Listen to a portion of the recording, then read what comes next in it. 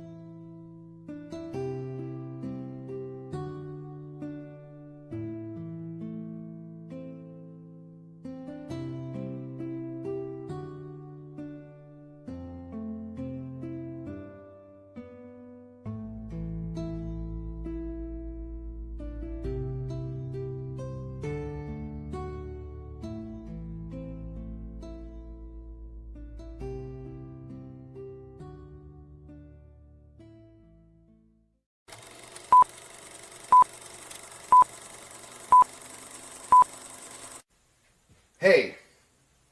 Orcs and other inherently evil races, like goblinoids, in general, are often used as stand-ins, right, for black people, Asian people, disabled people, Jewish people, etc.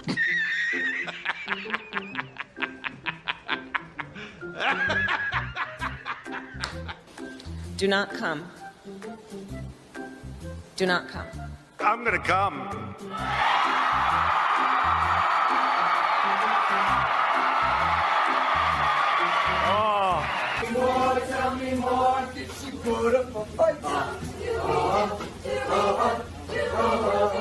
Oh my God, please. This is not the face of the hobby anymore.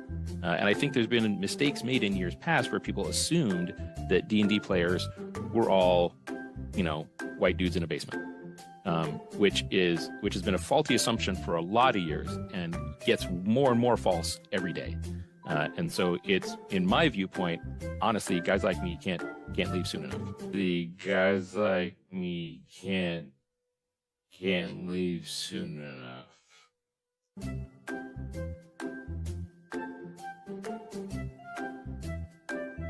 Not to fear, little children. I will help. I can't do it. We'll do it live. Okay. No. We'll do it live. Fuck it. Do it live. I'll write it and we'll do it live. And thing sucks. And here we go. And here we go. I'd like to welcome my first time on the show, special guest, Shellback Beau, right? Yep, that's me. I put his link in the chat. He just got a YouTube channel he just recently started, and you guys go over there and check him out and show him some love. And hey, no one of consequence. Let me see who's all in here. Joe, hey, there's Joe Rice. Let's see here. Hail Emperor Samuel. Good to see you, my man. Good to see you. We're starting out with a few. So yeah, we got a few topics we're going to talk about tonight. This was kind of a spur of the moment thing. Let me tell you the story about why I'm streaming and I'm not on Grognard's Assemble, because Restream in all its glory thought it was time to not let my channel connect to his live stream for some reason. I've been connecting to it since the start. And so he put up the thumbnail or the placeholder last night. So I clicked on it like I always do, linked my channel to it, and then saved. So it showed me in the stream, but when I went back to edit and put my own thumbnail and everything in on my channel, it wasn't linking it to my channel. So Vladimir, good to see you, man. I mean, it's not, I fought with it last night and I fought with it this morning, and it is what it is. So I guess my run in Grognard's Assemble is a done deal. So I'm getting with well, I don't want to release any info right now, and not until I get it all fleshed out. But Bosco, good to see you, my man. I don't want to say anything on what the idea and what the plan is for Friday nights until I sit down with a certain individual and we hammer out the details. And but the goal behind my new Friday night stream is I want to try to bring in 3 people, kind of like how Grognard's Assemble was, and we just have a sit down like we did on Grognard's Assemble, and we just do our own thing. You know, I can't help that I can't get into the damn placeholder for Restream, so we're just gonna. Oh shit, Bucks Father, thank you, my friend. I appreciate that. That's a new name. If you have not subbed to my channel, sub. I think you have to be sub to send super chats. He needs to sub for doing that. He needs to sub. Thank you, my brother. And I want to say this too, and get it out of the way. And we're gonna say it real quick, and then I'm gonna bury it, and it's a wrap.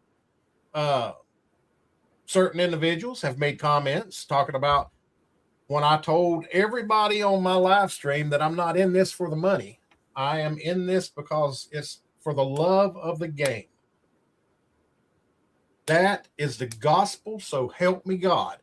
Every penny that comes through this channel, when YouTube pays out, I think it's $100. When they pay out, I'm going to get on we're going to see. I'm going to talk about it in Discord and find out what books people are interested in. And I'm going to order these books, and we're going to do giveaways.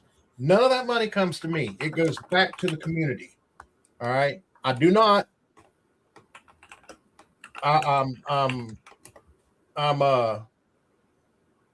not in this for the money. I don't want to put my community behind a paywall with member-only streams. None of that. Okay. This is one community. We're going to stay together, and we're going to stay strong. Now, with that being said, welcome to our new sparkly, shiny Friday night stream. Special guest, Shellback Beau. Good guy. Been itching to get him on. He is from Tokyo, Japan, y'all. It is, what time do you say it is in the morning? It's 7:06 in the morning right now. 7:06 in the morning. Woo! We have to jump through hoops to work out time frames with this fella. But let's see. Let's catch up. Sorry, I changed your name. It's great. Raider, why did you change your name? And stop that. New month, new name. He changed his name last month too. Remember? What? Don't you look, dude? I'm old. When you change your name, you confuse me. I'll be walking in the walls and shit. Stop it. I want you back on Raider Joe, damn it. If you're going to change your name every month, at least have the same like first 2 or 3 letters so we know who it is. Yeah, at least because I will not. I'm bad, dude. I'm bad with names.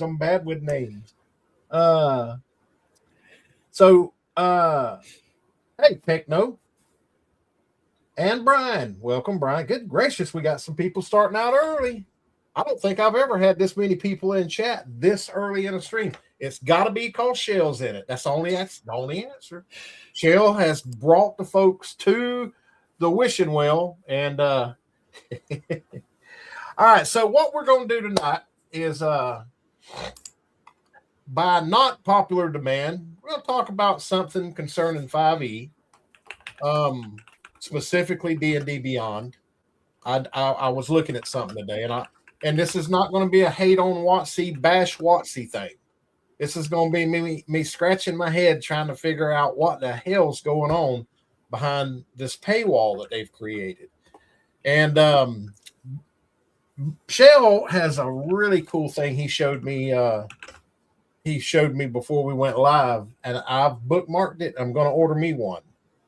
So that'll be on into the show. We're also going to talk about his stream where he was talking about races, and then I enjoyed that. I enjoyed that video. Actually, That's your latest video, isn't it? Yeah, it came out 2 or 3 days ago. I encourage y'all to go watch that video. It's a really good video, folks. And here is his I'm gonna keep pushing. Y'all go give him a like and subscribe. Show him some love because he's part of the family. He is in our Discord. I mean, if you're in our Discord and you don't know this man, you need to just go ahead and leave the Discord because he's one of our most loyal. So he's family. So anyway, anything you want to start out with? You know what? I'm going to do like Cam does on Bad News Bards. Him and Jeff. I like how he has his opening question. Okay. What got you into Dungeons and Dragons? Tell us what busted your cherry in Dungeons and Dragons, and what system, and if you can remember the Dungeon Master, whatever. The floor is yours. Yeah, so it was 2003 February.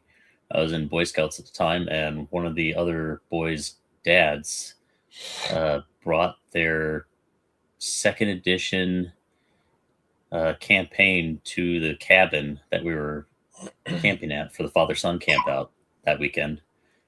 And so I ended up rolling up a elf ranger and helped fight off a company of hobgoblins. Nice. How many was in your group? I don't know. There was a whole gaggle of us. 7, 8. Good God. So you started out hard. My gaming experience is 6 is a small gaming group. Yeah. I've been at a table with as many as like 17, 20 people. How the hell does a DM run a game that large? And that was 3rd edition. With extra rules to make it extra complicated because we were basically multi-classing. That was a Superman Dungeon Master. And it would take an hour for one round as every player took their turn. And then the DM's turn, he had this box, like a shoe box with D20s, and he would shake it, and then he would count out. He would grab a die, look at it. Nope, didn't hit. Hit, didn't hit. Hit, didn't hit. Hit, didn't hit. Hit, didn't hit. And his turn would be done in like 30, 45 seconds. The first thing that came to my mind when you said that large of a group was, let's say if your group won initiative, I mean, whatever you're fighting is lucky if they get a damn round. I don't think we even rolled initiative. I think he just did around the table. Huh. God, I think he just ran clockwise with that many people. Ain't no way I could do a group that size. There's no way. Well, in chat, what is the largest group you've ever played in? Just put the number. Nothing else. That way it'll be easy to follow. What's the largest size group you've played in? Me personally, I have DM'd 6. That is my cap. I think the largest I've DM'd is 8, 9, maybe 10. Damn. 10 and plus. That would have been Pathfinder, 1st edition. I've never touched 2nd edition.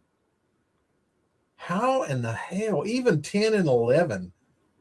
I don't know if I could run a game that size. I'm ADHD, so 3 player. If I'm running with just 3 players, I actually get bored at the table. I think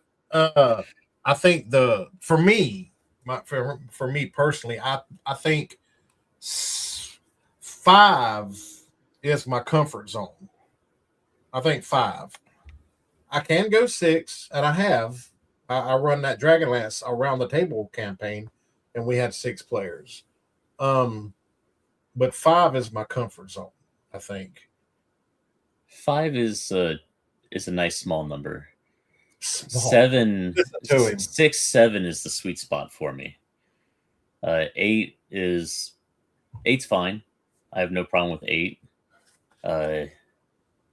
If the players are being attentive And so the hard part with larger crowds, I find, is actually keeping them in the game and not on their phones and having too many sidebars going. Yeah. And sidebars are perfectly fine as long as I know that you're having a sidebar and you're not talking. Your sidebar isn't distracting the table from the campaign. Yeah. Well, actually, since I left where I was living at before, I've went to running my games online, and running online games is a flipping nightmare. I think Bosco's in chat now, and it just that game just fell apart before it ever started real life. Yeah. Man, I miss the days when I had a group of all friends. And PNRFL, welcome. That's a new name too. Is he in mine or is he in yours? That would be yours. Really? I only have Valamir Cleaver and the Pale Emperor hanging out in my chat. Yeah, it's a new name. Welcome, my friend. I'm glad to hear. I'm glad you're with us. I don't see how many people are watching on my stream, but retainers. That's another good topic that we can talk. You know, I love retainers. I do not use them. I might have one NPC that I'll run if it's for the adventure, but it won't be with the entire adventure or campaign. It's like a guide or something. I might have one NPC that's in the game with my players. I don't like using because I feel like it takes away from the characters themselves, you know. And plus, it's just like send that hireling in. Go open that door. It takes away from the game for me because they have zero respect for these hirelings. They don't give a shit if they die or live. And in third edition, it was at 5th level you could take a leadership feat, and that got you a cohort. And so you could hire a cohort, and he had to be 4 levels lower than you.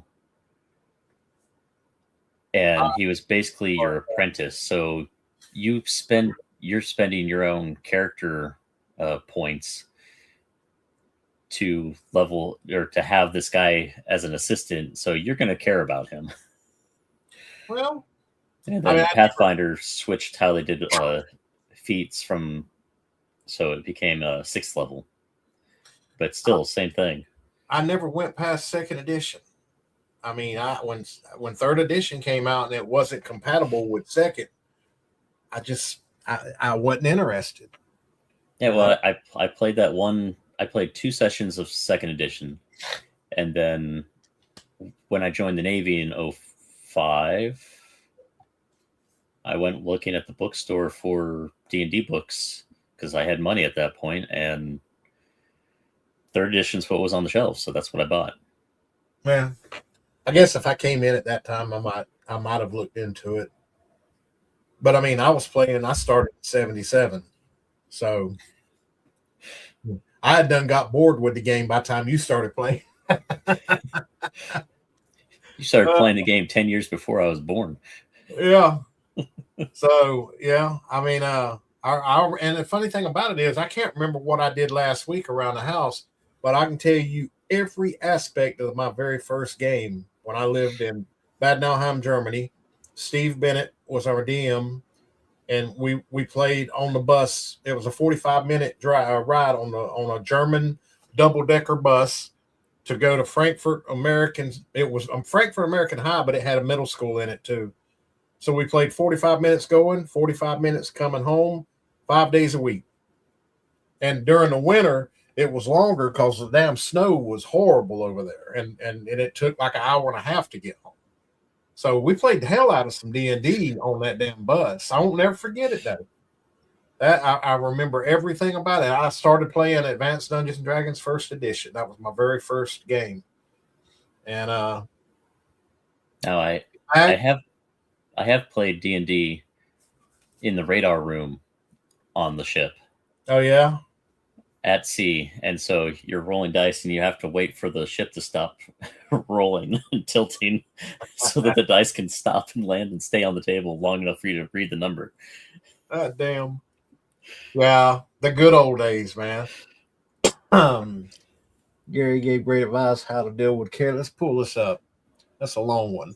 Let's see here. Gary gave advice how to deal with characters that don't treat retainers well. Use them as cannon fodder, guinea pigs, and a Greyhawk supplement. Yep, I remember that. I remember that. You talking about in the pamphlet from OD&D, or was it Chainmail? I can't remember, but I remember reading about that. Good one there, Samuel. Gary has a lot of great advice, and it would be if you just did like quotes from Gary, you could mine that for years. Yes. Whoops, I did not mean to double tap that. Yeah, I mean, you may want to run it through a translation software from High Gygaxian to modern English, though. Yeah, I wanted to. Yes, word will get around. I know one will hire. Yeah, that's true too. Yep, first up. Yep, I remember. I've got it it's in one of my boxes in the back. I don't know exactly where, but and yeah, dadgummit, I wanted to start talking a little bit about AD&D first and second edition, but dadgummit, the views just don't come with those editions like they do BX and OSE. I mean, that thing's been up all day, got 112 views. Go click it and let it play for a minute. I don't know. I mean, I'm I saw you posted. I'm like, I can either sit up and watch this, or I can try to fall asleep. Yeah.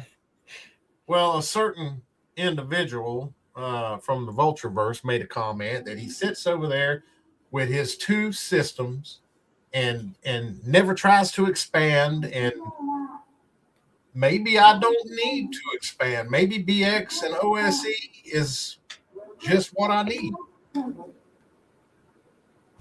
We are getting feedback or something. There's a big voice announcement going on right now. Who? The loudspeaker outside.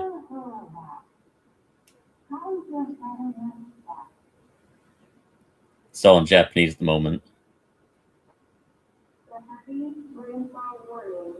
You speak Japanese?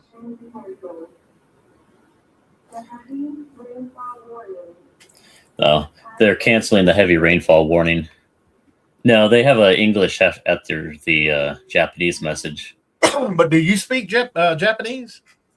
I can get through the stores and restaurants, and that's about it. That was cool. We heard something from Japan. Yeah, but we had a double typhoon coming through. Oh, We got yeah, two earthquakes yesterday too. So yeah, there may be some times when we miss a stream here and there when hurricane season hits, because I don't know. I'm just now getting to Florida, so I don't know how bad it is down here with hurricanes. I think, Joe Rice, you're closer to the coast than I am.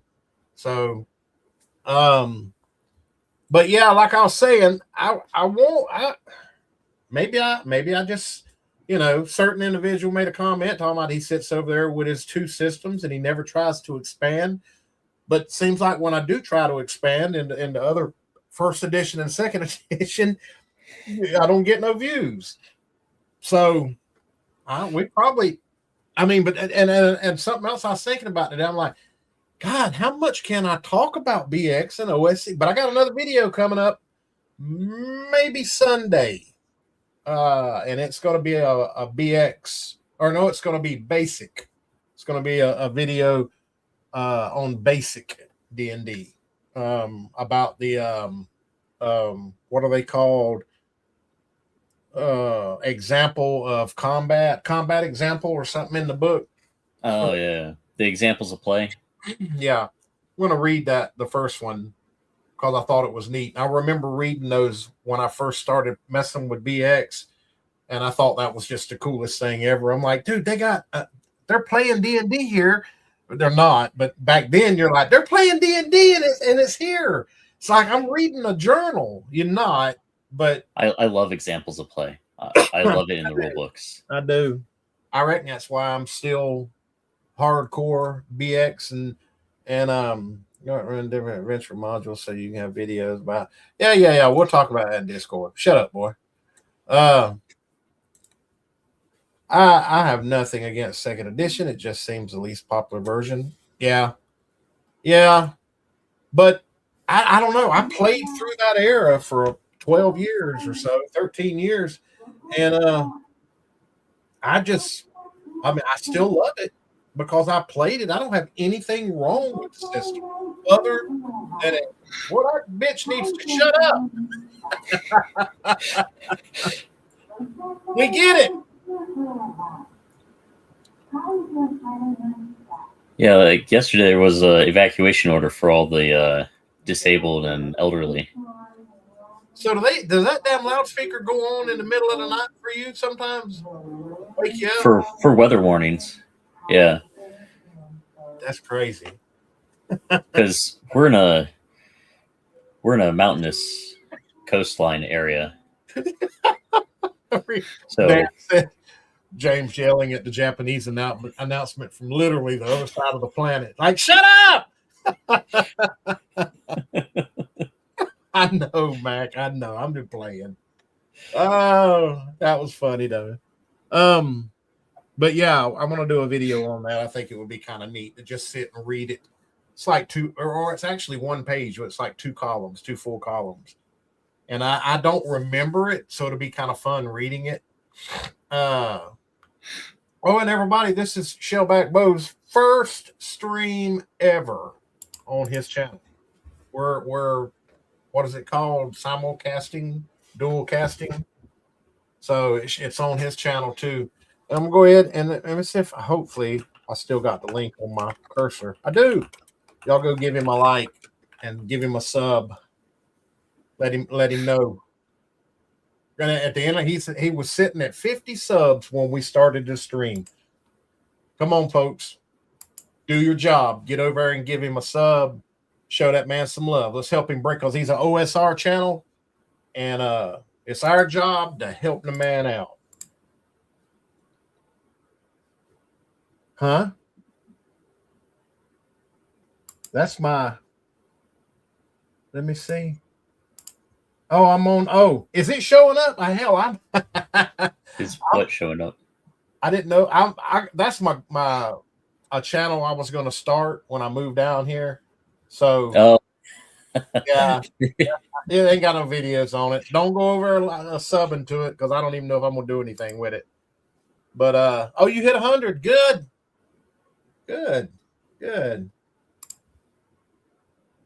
Did he hit 100 or did he break 100? He might be talking about the number of people in his basement. Well, that's a possibility. He might be a member of the Spanish Inquisition.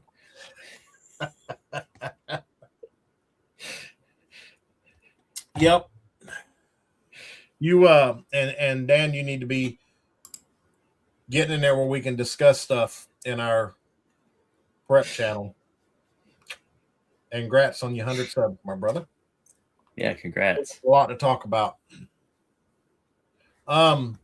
So anyway, let's see where we at. How many have you got? One sub? Come on, people. Go give this man a sub. It's possible that they're all already subbed to me. Oh, yeah, that's a possibility. All right. So I know this is everybody's favorite topic. And we're not going to dwell on this. We're not going to dwell on this hard. We're just going to briefly talk about it. I just found this out today. I don't keep up with 5e, but I just figured this out today, or found this out today. And I'm just like, this is a joke, right? I don't get there. Somebody make this make sense, because let me put it back over here where I can keep it up on my thing. They're selling reference cards for spells Yeah, so instead of having to go through the rule book and flip from page to page to page trying to find one of your spells, you could have your spells in a small, like in your hand as a set of cards, so you can easily find it as for reference. Who come up with this lunacy? I've Wow. seen people do with index cards. And I give out magic items on index cards as well. Is this a 5e thing or something? Maybe. I mean, they did in 4e. But what I'm talking about is look at the. I mean, look at these micro charges. $20 for levels 0 to 1 spells. $20 for level 2 to 3 spells. $20. Yeah, it's also WotC trying to microtransaction everybody. I don't understand. It makes zero sense to me. And here it is, folks, in case you wanted to look at it live. This blows my mind. I mean, I wonder what they're saying about this on the D&D Beyond. I don't keep up with it. But somebody sent this to me today in a DM on Discord and was like, look at this craziness. And at first I didn't know what it was. I'm like, what is this? And then when I went to dig it, it's like a deck of cards. And it's got spells in it. I'm like, you're selling this bullshit. And here we go. Magical item reference cards, $25. Boy, they're micro charging the hell out of these 5e players. And they're just eating it up like wolf tickets. They loving this. Why not? I don't know. I guess you got to be a 5e player to understand this kind of craziness. They're doing it with monsters, magic items, and spells. That's crazy. And here in there would be no OS. Oh, I'm telling you, if this 100% highlighting this. If not for WotC's BS, there would be no OSR movement. You're right. Well, WotC is the best at what they do until you compare them to anybody else. It never gets interesting, Star Blazer. When does this stream get interesting? This I don't know if he's joking or trolling. I don't know. I've never. It blows my mind. I don't get it. Why would you? Why would you need this? Samuel says the reference cards go back to 1E with the 4 monster card packs. Nothing new. The first edition. I don't remember anything on monster cards in first edition. Not that I can recall. I like the idea of them as from running at the table perspective, but I can just as easily fill out a notebook with the stats and stuff really quick. Here, let's pull the reference cards. Go back to 1 or monster pack. Man, my voice is sounding rough. I've never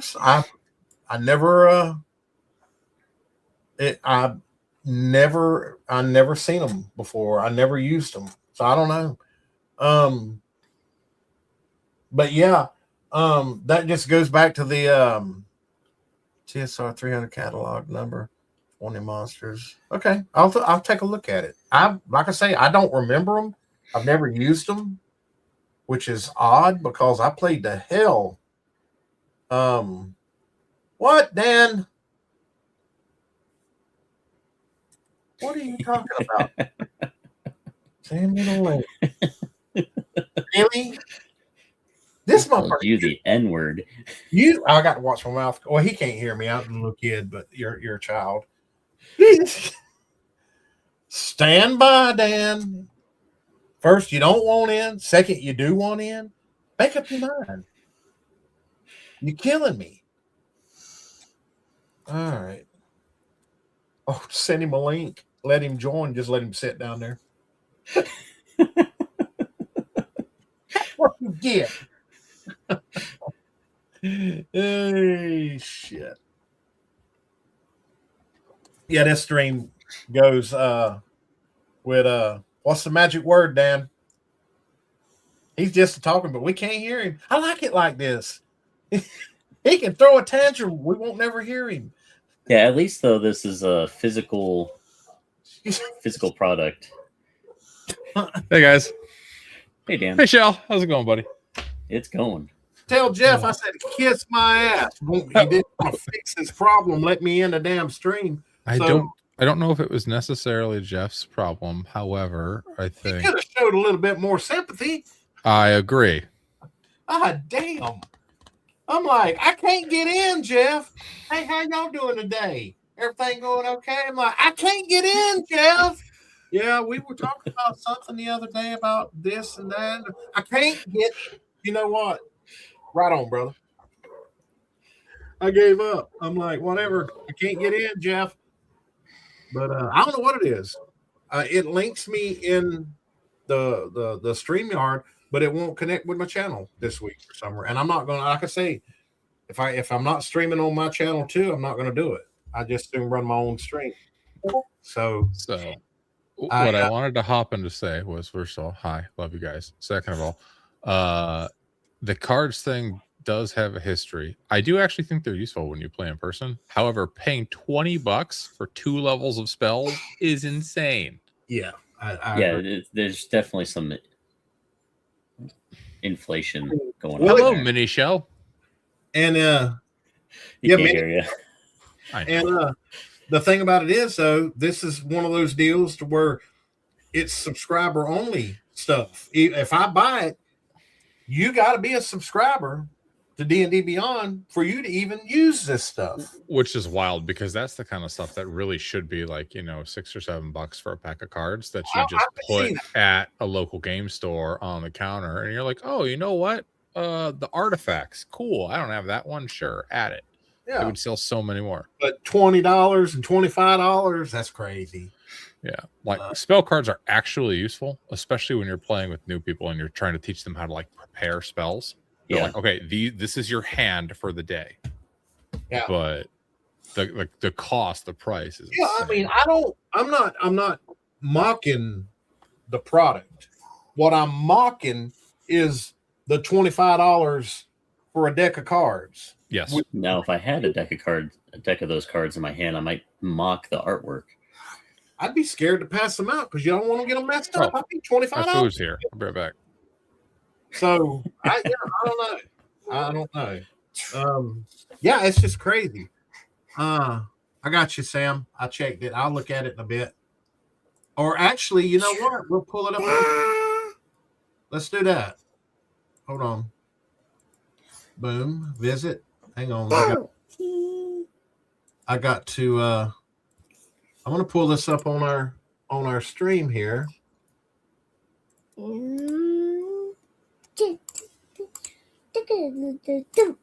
Let's see here. Wait a minute. Where? There it is. So this is the first edition one then. Yeah, you can tell. Look at the font. An Inkhead. Wow. I never knew these. I never saw them. Or maybe I didn't. I was like, I don't need them. Maybe that was what it was. That's actually kind of cool. Not $20 to $25 cool per box, but that's actually kind of neat. I'll leave this up for when Dan comes back. Yeah, I never knew that though. See, I got educated today. I thank you about that, Sam. It works really well in first edition though, because the write-ups are about the same size, so it fits on the card easy. Yeah. Yeah, like this. In 5th edition, they've got like 5-10 pages for some of those monsters. So that would be the front of the card, and then if you flipped it over, that would be the back. Yeah. I like ink eggs. Oh yeah, I love ink eggs. I had a DM run a forest that was an ink egg empire. like or a hive with a hive mind, merging like Ankeg with the Zerg from StarCraft. So I guess this would be the whole. This is really cool. I never knew this. That's good, Sam. Thank you. Matthew, welcome aboard, my man. We're gonna hold this. We're gonna keep this up until Dan gets back, and then I'll let him look at it before we take it down. And I'm here. I can hear you. Yeah, Sam educated me.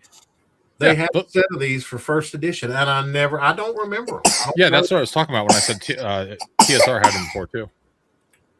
So I don't know if it was just I didn't want to bother with them, or because I don't remember them. I don't think they were very widely distributed because I didn't get them until much later because I had them. I don't have them anymore, but at one point I had acquired a collection and those were in it. But like, they're great for teaching because people like learn different ways. Some people learn by seeing, reading, some want to hear it, but tactile always helps with retention. So he said, notice how it has, oh my God, it does. Yeah. Has the monster manual page in the bottom, down at the bottom. That's neat. That's the first time I've seen it. Yeah, they're good. That's pretty damn cool. So yeah. Thank you, brother. Appreciate you pointing that in my direction. Boom. So hope you little shits have a good time on Grognard. I'm not a Grognard tonight. Birds. That blue though. I couldn't get it to work. I still love you, James. It happened to me once too. It's just Restream's kind of stupid. I think I had been talking about possibly changing. I think I'm just gonna stay with. I ain't had one problem since I started using StreamYard. Not one problem. It seems like every time we turn around, it's something with Restream, But I haven't had any. Yep. They need to make it to where when I have someone I can give them like co-host power or something like that, and they still haven't done that yet. So hey, Mark, welcome. Which one, StreamYard or StreamYard? I want to make it where like when me and him do, like we're doing our big Dragonlance stream tomorrow night. It's gonna be a lot of fun, and I want to try to make it where he can that way he can highlight comments and whatever. You need to send me Darklands, by the way. Huh? You need to send me Darklands. DM me in Discord and remind me, and I will. I got it. I can. Matter of fact, Dan, if you'll just take over, I'll sure.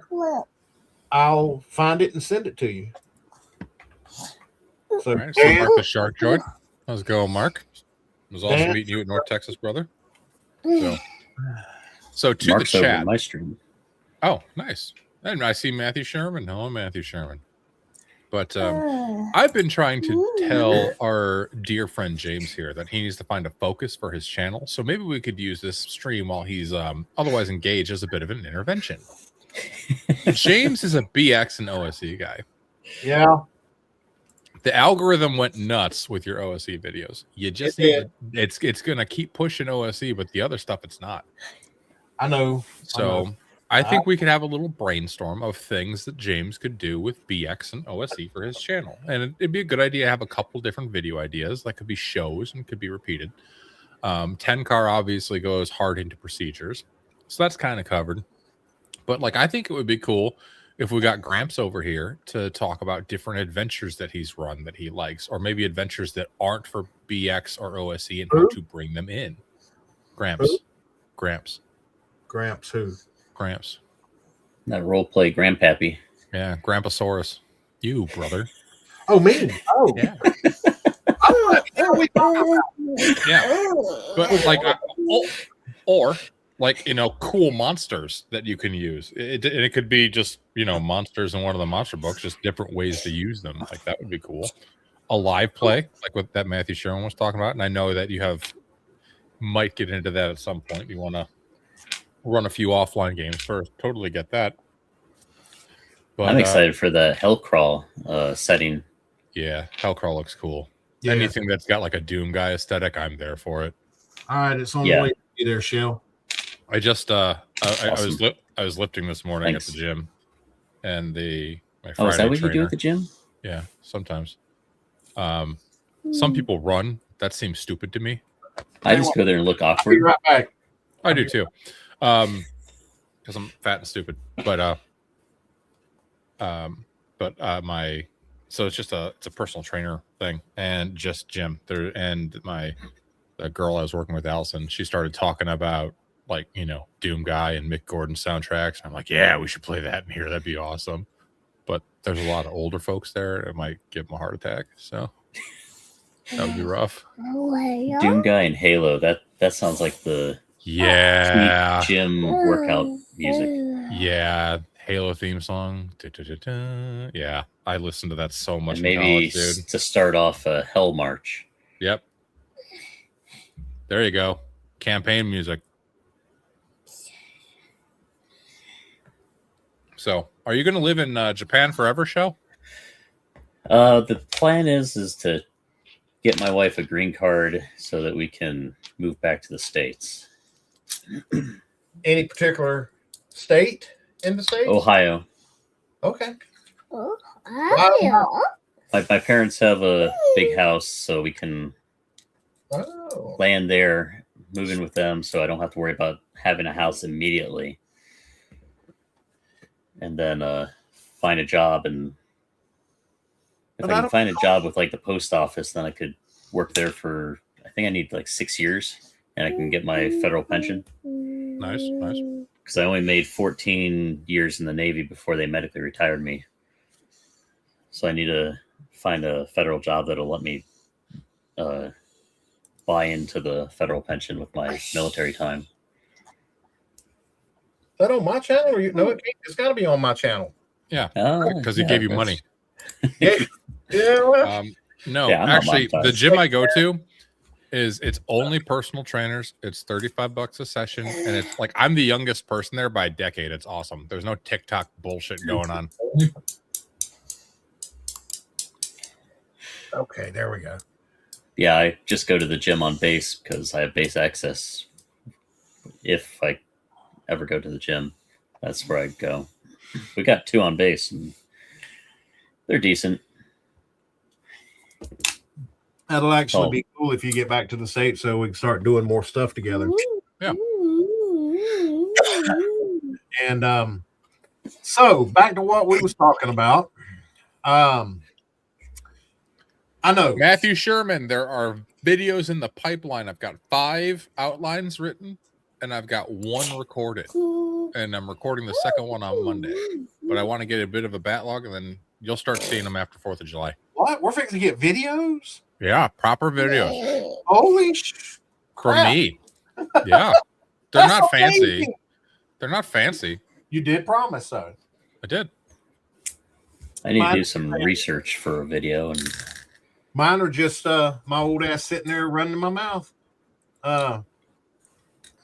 Let's see here. Yeah,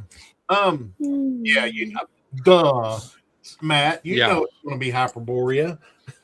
Yeah, my first one's actually going to be a pretty cool and unique video. But 2 is going to be the different character creation method. 3 is going to be on combat. And because I actually had some people ask me when I was running my Monday game how I was calculating whether something hit or missed so quickly. So that's going to be 3. And it's, oh my God, Gods of the Forbidden North and Hyperborea do want 10 out of 10. Probably going to be the next game I run. What the hell is a jewel? YouTube is giving out fake currency to people, and for every 200 jewels, which is this fake currency that they spend on these little sticker things, you get $1. Really? Yeah. It's YouTube's version of Twitch bits. That's the term. I haven't been on Twitch in so long, I forgot what it was called. Yeah, it's YouTube's version of Twitch bits. I'm trying to find it on the damn Where is it? I don't know if anyone here on YouTube that's actually paying for the jewels. Okay, so it didn't show up in the StreamYard chat, or did it? And I'm just overlooking it. I don't see it. So it only done it in my channel. Well, thank you, Agile. I don't know what the jewels are, but I appreciate it. And they're not giving you $1. They're giving you 100 rubies, and 100 rubies is $1 for every. So for every 200, they're trying to invent so, like their own meta currency, like the airlines did with airline miles. I guess. I was thinking like fake Bitcoin, but yeah, that's a better example. They need to fix it to where it shows up on StreamYard, because it didn't pull up on StreamYard. I just happened to be looking over here at my channel, and I was like, "What the hell is a jewel?" Seems like Double D was I guess they just started it because he was getting them on his channel, or getting some. No, he got It started at the beginning of June. Actually, it just took. It just takes forever for it to get over there, and something about mushroom or something, like there was a mushroom or some crap, because he was just like, or a mushroom crown or something. I don't know. I don't really watch his streams because he's so daggum political. It kind of depresses the hell out of you. But every now and then he'll have a topic on there that I'll tune in for and watch, like on a replay. But yeah, I don't know, y'all. I have no. I don't keep up with none of that stuff. When I looked over and it was like, and how you doing, Agile? Good to see you, brother. When you gonna get on our stream? There's one of our co-hosts right there for our Friday stream. If he get off his tail and come stream with us, I'd love to have Agile on. But yeah, me and Dan here is gonna do some discussing and find out if he's gonna commit and what he's gonna do, and then I'll push forward. So, and then I'm gonna try to find I think you should ask your people, because they already get a lot of me on Saturday afternoons. Do they want more me on your channel? Everybody loves them some Dan. That is definitely not true. This is a steak and potato show, and Dan, you're the baked potato. A what? I'm sorry, I was reading the chat. What'd you say? I said this is a steak and potato show, and Dan, you're the baked potato. Who's the steak? It sure ain't me. I was gonna say that means Shell's the steak, because James is like, I don't know, the steamed broccoli on the side. I'm the lot beer. All right, Matthew. Thanks for stopping by, brother. Good to see you, Matthew. Yeah, and I never really got back. I'm gonna stick to OSC and BX. I think I'm gonna quit trying to branch out, because just like he said, it's the algorithm that's not putting it out. So I'm gonna keep it on track. I got a BX one coming out probably Sunday, a video, actually kind of cool video. And then I'm gonna start taking notes on what I can do for OSC stream and our videos. But now tomorrow, folks, don't forget, it's all things Dragonlance tomorrow night. We're not gonna talk about the War of the Darklands. Speaking of that, Shell, how much do you know about Dragonlance? I think I read the entire autumn book, and maybe into winter, but I don't remember. And then I read the Twins trilogy. Okay. The Twins in Time. I'll send me a DM and mention Dragonlance to me, and I got something for you. Now, I read the Twins in Time on WordPad. No, Notepad. Wow. MS Notepad. It was all one file. I got something cool for you. So that was in like 08. Just remind me in a DM in Discord, and I got you.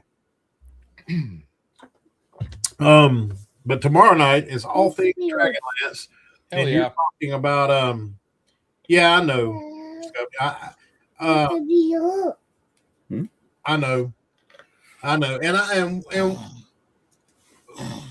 we've been on an OSE/BX tear for a hot minute, and I was just trying to branch out just a little bit, but yeah, that algorithm ain't being kind for those kind of videos, so I'm gonna put us back on track starting this week. So we're back on OSE hard and BX hard. So back to our regular scheduled program. But what you need, James, is you need a cool sign you can show up at random. I was gonna do that too. I just ain't got around to it. I've been busy. I like all day yesterday. It was helping Mom move her stuff to her new house that she just bought. She lives 2 blocks around the corner from me. So yeah, you said you can golf cart to her now, which is good. I told her she's got a set of intercoms. She wanted them intercoms where I can plug it in down here. So I want to look into the races of Hyperborea because there's different human races in there. I want to see how they handle the stats and class availability and whatever. Because I've never gotten into Hyperborea. The races determine things like your height, your weight, your language is known, that kind of stuff. But all the races can be any class, and they don't impact your stats at all. So your stats are what you roll. But because of that, though, that's very important for Hyperborea's world building and its world as a whole. But it also makes it very, very easy to take the system of Hyperborea and port it over to something else. So, wait, Steven. Yeah, because we're going to do a stream down the road where we were talking about trying to pull Hyperborea and use it for the Hyborea setting for the Age of Conan. I think that'd be really cool to see. I mean, like shamans and witches and such. I mean, you read about those in the Conan books all the time. oh yeah, but yeah, shamans, witches, different types of sorcerers. Yeah, you've got that. Berserkers, hunters. Right. So I think it'd be interesting. But I mean, some of these classes would have to be modified a little bit, though. Yeah, but you can do that. I guess. Well, thank you, JR. I thought that interview with Talanin was great. I was trying really hard not to fanboy. So. Oh, yeah. I've seen some of it. I've just been real busy. I started watching it, and I fell asleep. That's fine, James. Stream. I'm just old age. So I was sitting at Mama's house today. I went over to visit her, and I was just sitting there, and the ceiling fan was blowing air, and the AC was blowing air, and I just sat there. And when I woke myself up. You ever done that? Where you snore and you wake yourself up? Yeah. Yeah. God, it sucks getting old. And he is very down to earth. I can't wait till the new OSE books come out. God, we got so much to talk about when they do. I'm actually really interested in kind of doing a deep dive with you on what's different. Yeah, I want to do if we do a live stream, like a referee's guide on one stream and then do the player's guide on the other stream. Yeah. And I'm hoping maybe by then YouTube has, in their generosity, will find it in their heart to go ahead and give me a payout to where I can order some of these books and we can do giveaways on stream. That'll be fun. So for the ones that didn't pre-order, I can go ahead and order multiples, and then I'll look and see how we do these giveaways. I've never done that before.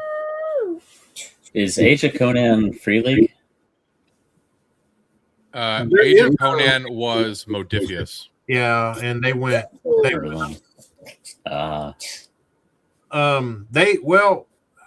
They ended up going leaning hard left, and a lot of people just left them because of what they were going with, and that was their downfall. Is when and they started losing so much money they just went under. And go woke, go broke. Well, it weren't just that. I believe they lost their license too because of it. I never really.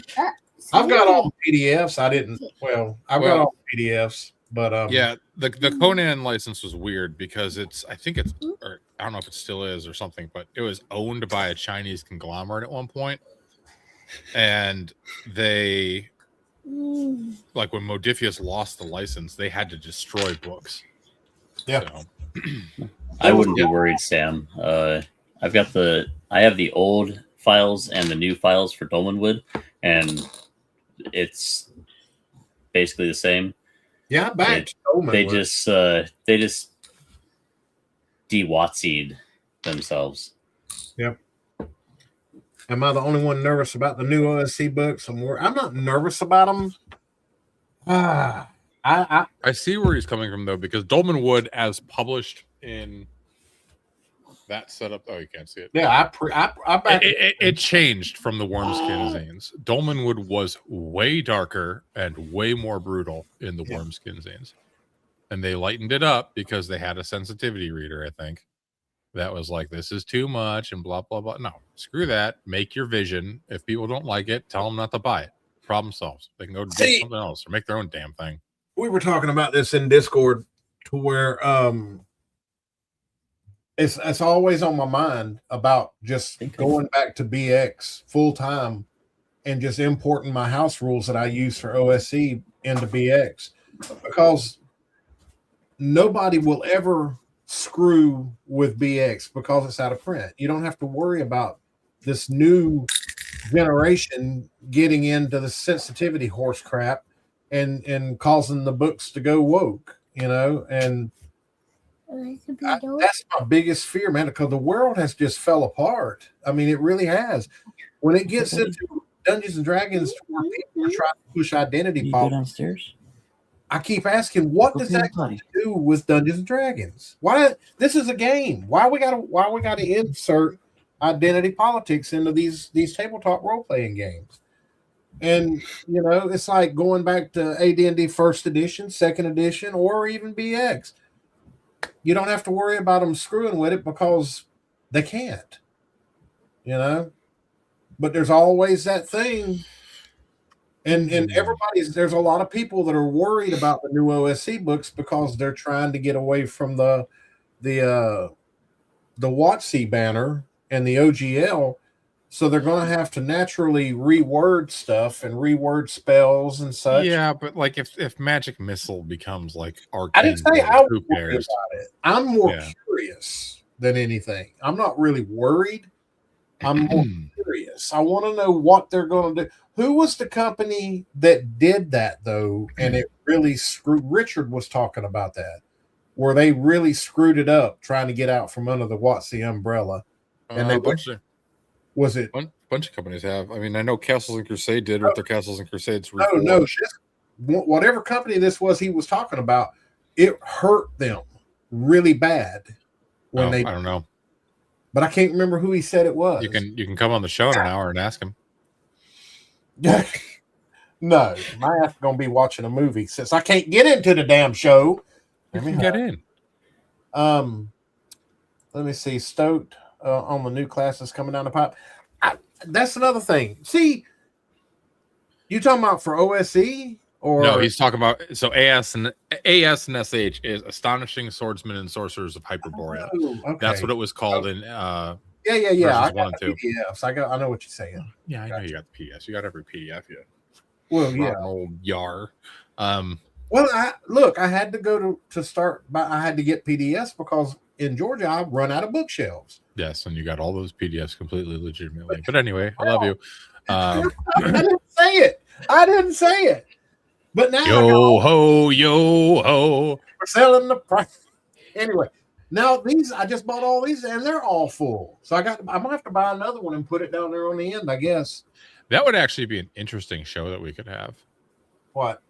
Collections, and how do you determine what's worth getting in physical? And have you or are you planning on culling anything? Yeah. I'll write that down so we don't forget. The top of my list on culling is all the second copies of books that I have, because I've accidentally double bought stuff. Yeah, there's some things that I've double bought with a purpose, like a player's handbook type book. I'll buy a couple of those if I know I'm going to run it in person. That's just handy to have. But I don't need 2 copies of the Pathfinder book. What is it? Horror Adventures? I'm not worried about the changes. I've got 2 Intersea Races. I know the changes are coming, but I want to see what they do. See, and here's the thing. Someone was asking, do we know of anything that that we know for sure is going to come down with the new books? We don't really know anything for sure. It's like, I'll use this as an example. They're talking about with the OSC book, using the Death's Door mechanic. Mm-hmm. Is it going to be straight out of Compton in first edition, or are they going to make their own version of it? See, no, I know what they're doing, and I'm assuming it's going to be like that, but I don't know if they're going to be straight out of first edition or whatever. What edition are they coming in? Agile. Thank you, my friend. He just joined you as a member. I like that. Thank you, man. Thank you. We know what they're wanting to do. We just don't know how they're going to do it on any of the rules. Nobody knows. Everybody's just guessing, really. You know, everything they're talking about doing. What was that one? We just covered that. Dan. What? Excuse me. Jesus. Yeah, we know what they're wanting to do. We don't know how we're going to go about doing it. Michelle, did you never take Dolmenwood out of the box it got shipped to you in? See what happened, Agile? Look what you started. No, I've been preoccupied with. Thank y'all, guys. Thank you. Or actually, thank yourself. But I can't wait till YouTube will hurry up. I don't know when they'll cash in. Send me my damn money from YouTube where I can start buying books and doing giveaways. I'm not a big box set That's fan. gonna But better I send love my money. sleeves. That's going to be a lot of fun Cases. doing giveaways. We'll have to figure out how we're going to do that, Dash. I tendonitis. Thank y'all, guys. I Only appreciate y'all. 6 items short of the full TSR catalog pre-2E. Impressive. You're right along with me. This is how a premium rulebook should look, though. Yep. Agreed. 100% agreed. They are beautiful. They are. It's definitely a work of art. Agreed. The layout's fantastic as well. Did you just get that in? No, I've had it for I don't even know how long. I don't remember when it Dolmenwood's came really in. cool. How long, but he's pulling it out the bubble wrap. Come on, man. He's got Well, I don't- 9 kids. I've got 3 kids, and I don't have a gaming group. That's fair. Yeah, most of us don't. Not around the table. I have several gaming groups. Don't drop my phone. I'm talking about around the table group. Oh. Yeah, that I don't have. Trying to get one, though. Who's got 9 kids? No one does. He was commenting on my joke to Shell because I'm sure Shell has 3 kids. Yeah, like I say, y'all, I don't know. I mean, I'm one of the you know, I'd like to think that I'm one of the biggest. I'm at the top echelon of the spokespeople for the new OSC book. So Yeah, so there's Dolmenwood's races. Yep. Mossling, Bregel, weird. Mossling is a Cheshire moss dwarf. Breckle is a goat person. Yep. Humans are humans. This is a wood grew. Woodgrew, that's what they're called. Yep. And then the Cheshire Cat thing. Yeah, the Cheshire Cat thing, and then the elf. And then elves, yeah. There's not a whole lot of furries in there. And the rub- Cheshire Cat is a fey creature. Yeah. Like the Cheshire Cat from Alice in Wonderland. Yeah, it's like the actual Cheshire Cat. Just too many furries. I don't know. That's just not my style of setting. Well, and that's But fair, I'm but sure it's a fantastic setting. I really do. that's one thing that that Dolanwood at least does well. The world building and the setting and the races all make sense, right? It's not like modern day Forgotten Realms where you're going to have a tiefling, an elephant person, and a pixie walk into a bar because there's a million splat books. Like, it actually makes sense. If you play the current timeline, Forgotten Realms. Mm-hmm. Now, if you play the Great Box, then you're fine. Right, but 5e kids aren't playing Great Box Forgotten Realms. No. They don't even know it exists. Yeah. And it's sad because people that are brand new to the game, the majority of them just get pushed into 5e and they think that's the norm. Yeah. You know, I done my +1 with a buddy that lived in Georgia. I did a video on it. Do you like my Holmes basic? I love it. But he just got his books in. He asked my opinion on what's the easiest system, and I'm like, you should watch this video I just made. And he watched it. And he's like, I want that. So I said, all right, here you go. And I started sending him links, and he ordered the PODs. He got basic, he got the expert, and he got Keep on the Borderlands. And he says, and he texted me the other day and said, I'm having the time of my life. I'm reading it now. Nice. So that made me really feel good because I brought my, if everybody that's in the OSR would bring one person in, then I brought 5 new people into Hyperborea on Wednesday night. Oh yeah. On 10-car server. Yeah. I ran a game. I ran Rats in the Walls. We got about halfway through. So Rats in the Walls is, if you're familiar with Lovecraft. I've got that PDF. Did you pay for it?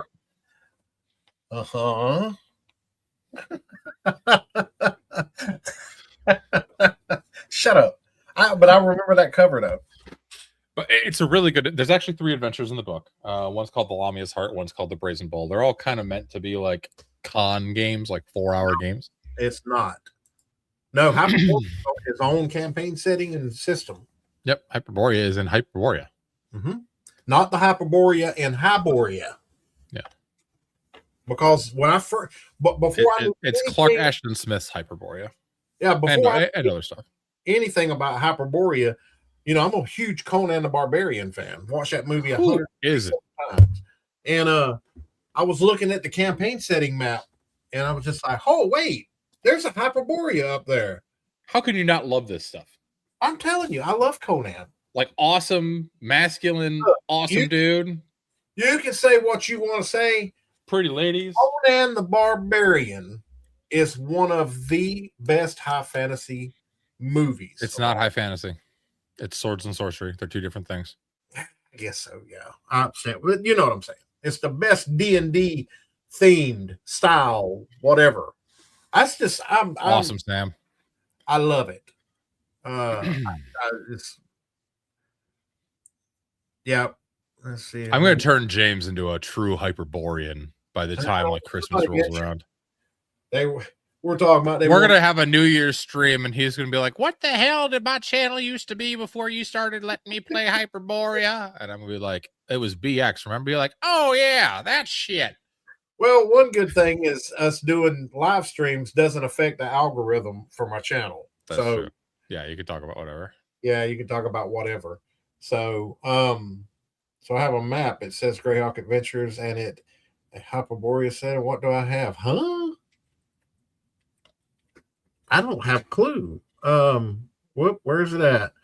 Whoop, nope, that one.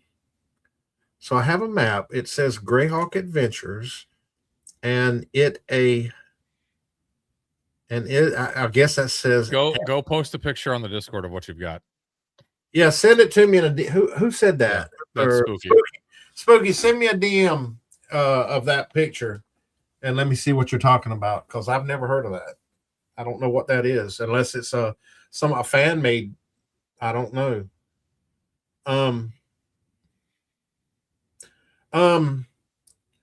But yeah, somebody was like, "Run your Middle Earth campaign." I don't know who that was that said that. Speak up in chat where I can remember who it was that said that in there.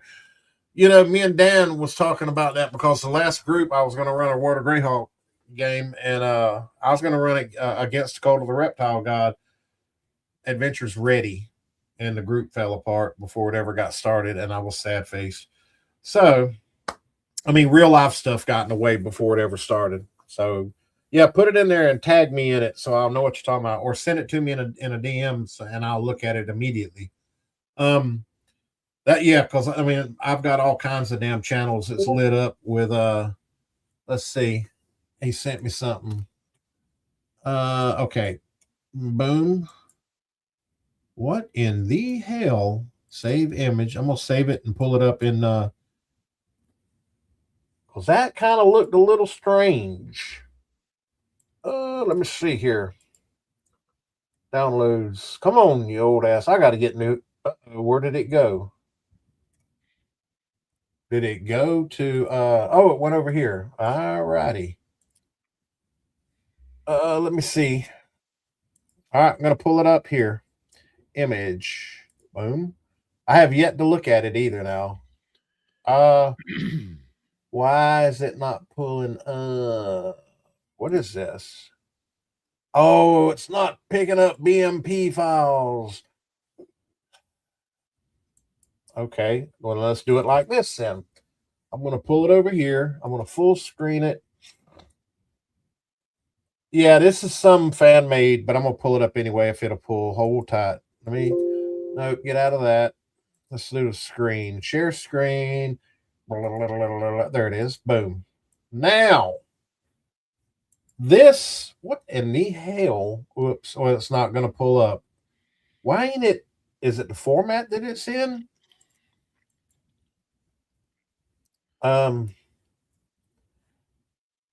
James, what's going on with this resolution?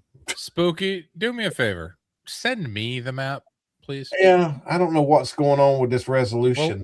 We'll have a technically adept person share it. Oh, wait a minute. I know what it is. Hold on. I know what's going on. I know what's going on. I got the wrong damn thing. Hold what you got. Hold on. I got it. Look, man, you just give me a minute. Little turd. I got this. Boom. Did you just call me a turd? Yeah. There it is. Boom. All right. I didn't call you a dick turd, though. There it is. What is that? Is that that's not Greyhawk. That's not Greyhawk. Somebody took a map and slapped Greyhawk Adventures on it. This is like someone's homemade project. Yeah, what's the signature in the lower right corner? Where? Lower right. Lower right corner by the tears. I can't read it. Dave Sutherland the third. You can see Sutherland? I can't read that. Well. Yeah, this is some fan made. This is not Greyhawk. This is I don't know what that is, but it's not Greyhawk, Hyperborea, nothing. I don't know what that is. Dave Sutherland is the guy that made the AD&D 1E DMG Efreet cover, by the way. Yeah, I don't know. Yeah, I mean, yeah, that's somebody's fan made. I could be wrong. It might be. I doubt that's anything official, though. Although old TSR really had no problem, just kind of like, nope, that IP's ours now. Yep, bam, Greyhawk Adventures. Yeah, I get Spooky that it says Hyperborea on it, but I think someone used MS Paint to write Hyperborea on there. I mean, I could slap Star Wars on it. That don't make it Star Wars. So if you need a Greyhawk map, just Google Darlene Greyhawk map high res. That's the Greyhawk map. Yeah, that new one that just came out. There's a brand new one. No, I'm talking about the OG. Well, yeah, the OG. Is it the Darlene map? They just like did it super high res. Yeah, it's super high res. Yeah. Let me see if I can find I'd put a link to it in the chat, but Gramps hasn't made me a chat mod yet, so I can't. I mean, until they add it to the damn StreamYard. Hang on a minute. Let me see. The actual chat in YouTube.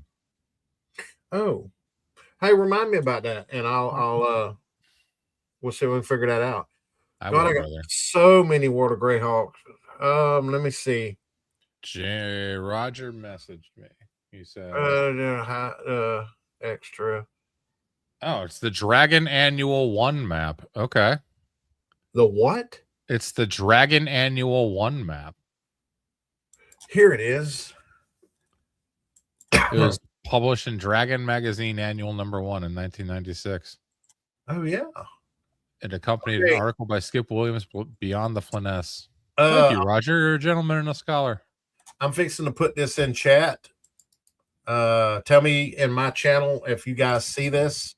Matter of fact, I like how they added Nippon to that map. Here, let's do this too. It's just like the most random shit. Click on the Greyhawk map. It is a super duper massive OG map that somebody has done. It's really good. Really good. Roger's a gentleman and a scholar. It's a really good map, though. Whoever done that. That is, in fact, pretty freaking big. That's a massive map. I couldn't bear to watch Gramps stumble anymore. Well. Wait. Oh. That's Roger. Roger's a good dude. Hey, Roger, look what I'm rocking.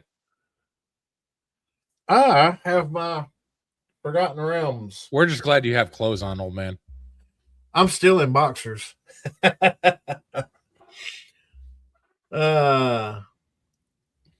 have a copy of the Dragon. Yeah, I've got it on the shelf somewhere back there, and I'm sure I've got the PDF. I just don't remember. I don't remember it. I mean, it's been 100 years since I looked at it. Yeah, because you're old as fuck. Shut up. Your face is old. All right, let's get back to business here.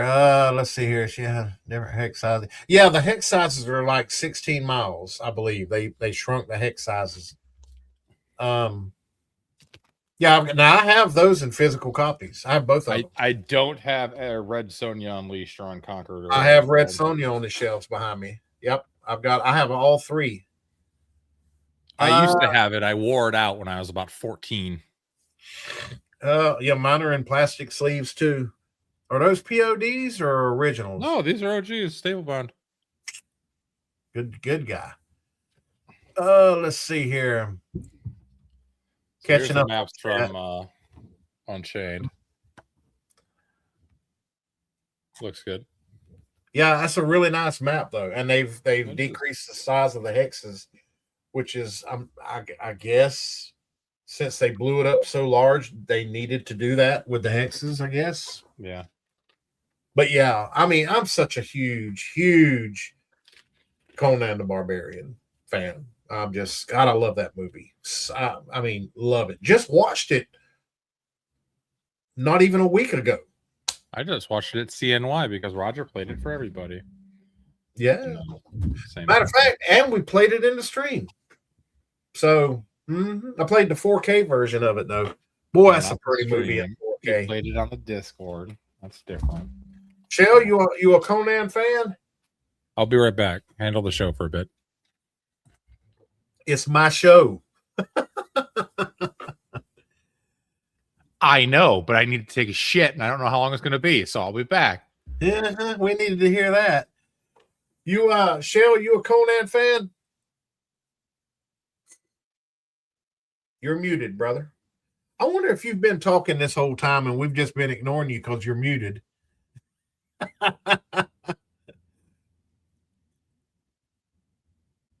You're still muted. What did you do?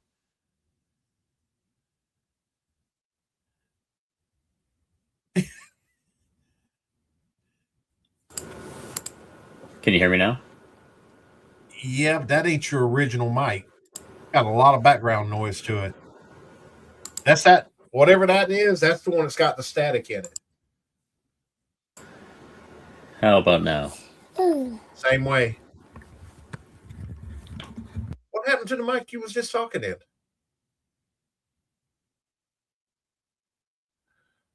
Did Baby Shell press a button? Can you hear me now? I can hear you, but that ain't it. That's the one with the static in it, background. That ain't too bad. Say something, I hear you. Nope, you're muted. That's why I was to say that ain't too bad. I don't hear no background.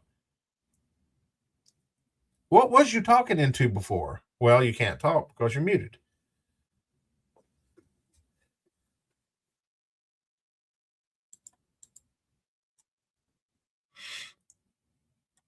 We'll get him back on. God, I gotta get a haircut. Oh my God, my hair is too long. Woo.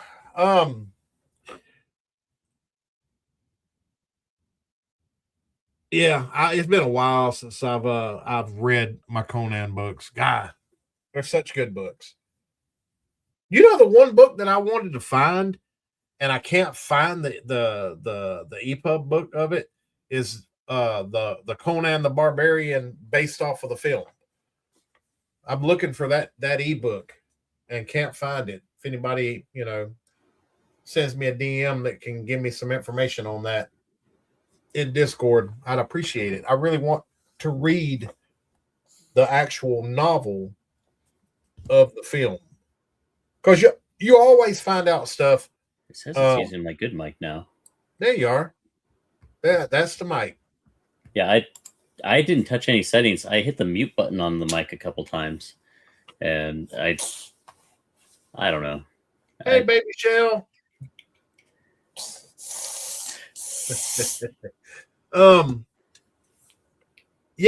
Is there a book? Is there a Conan book, chat, that's based off of the movie? Because when you read the book, it's kind of like Ready Player One. If y'all haven't read Ready Player One, that book is insane. Not the movie, the book, because it has a whole section for Astarak and the Tomb of Horrors in it, and it was ridiculous. Welcome back, Mark. Yeah, is there an ebook that's based off of the movie? Damn.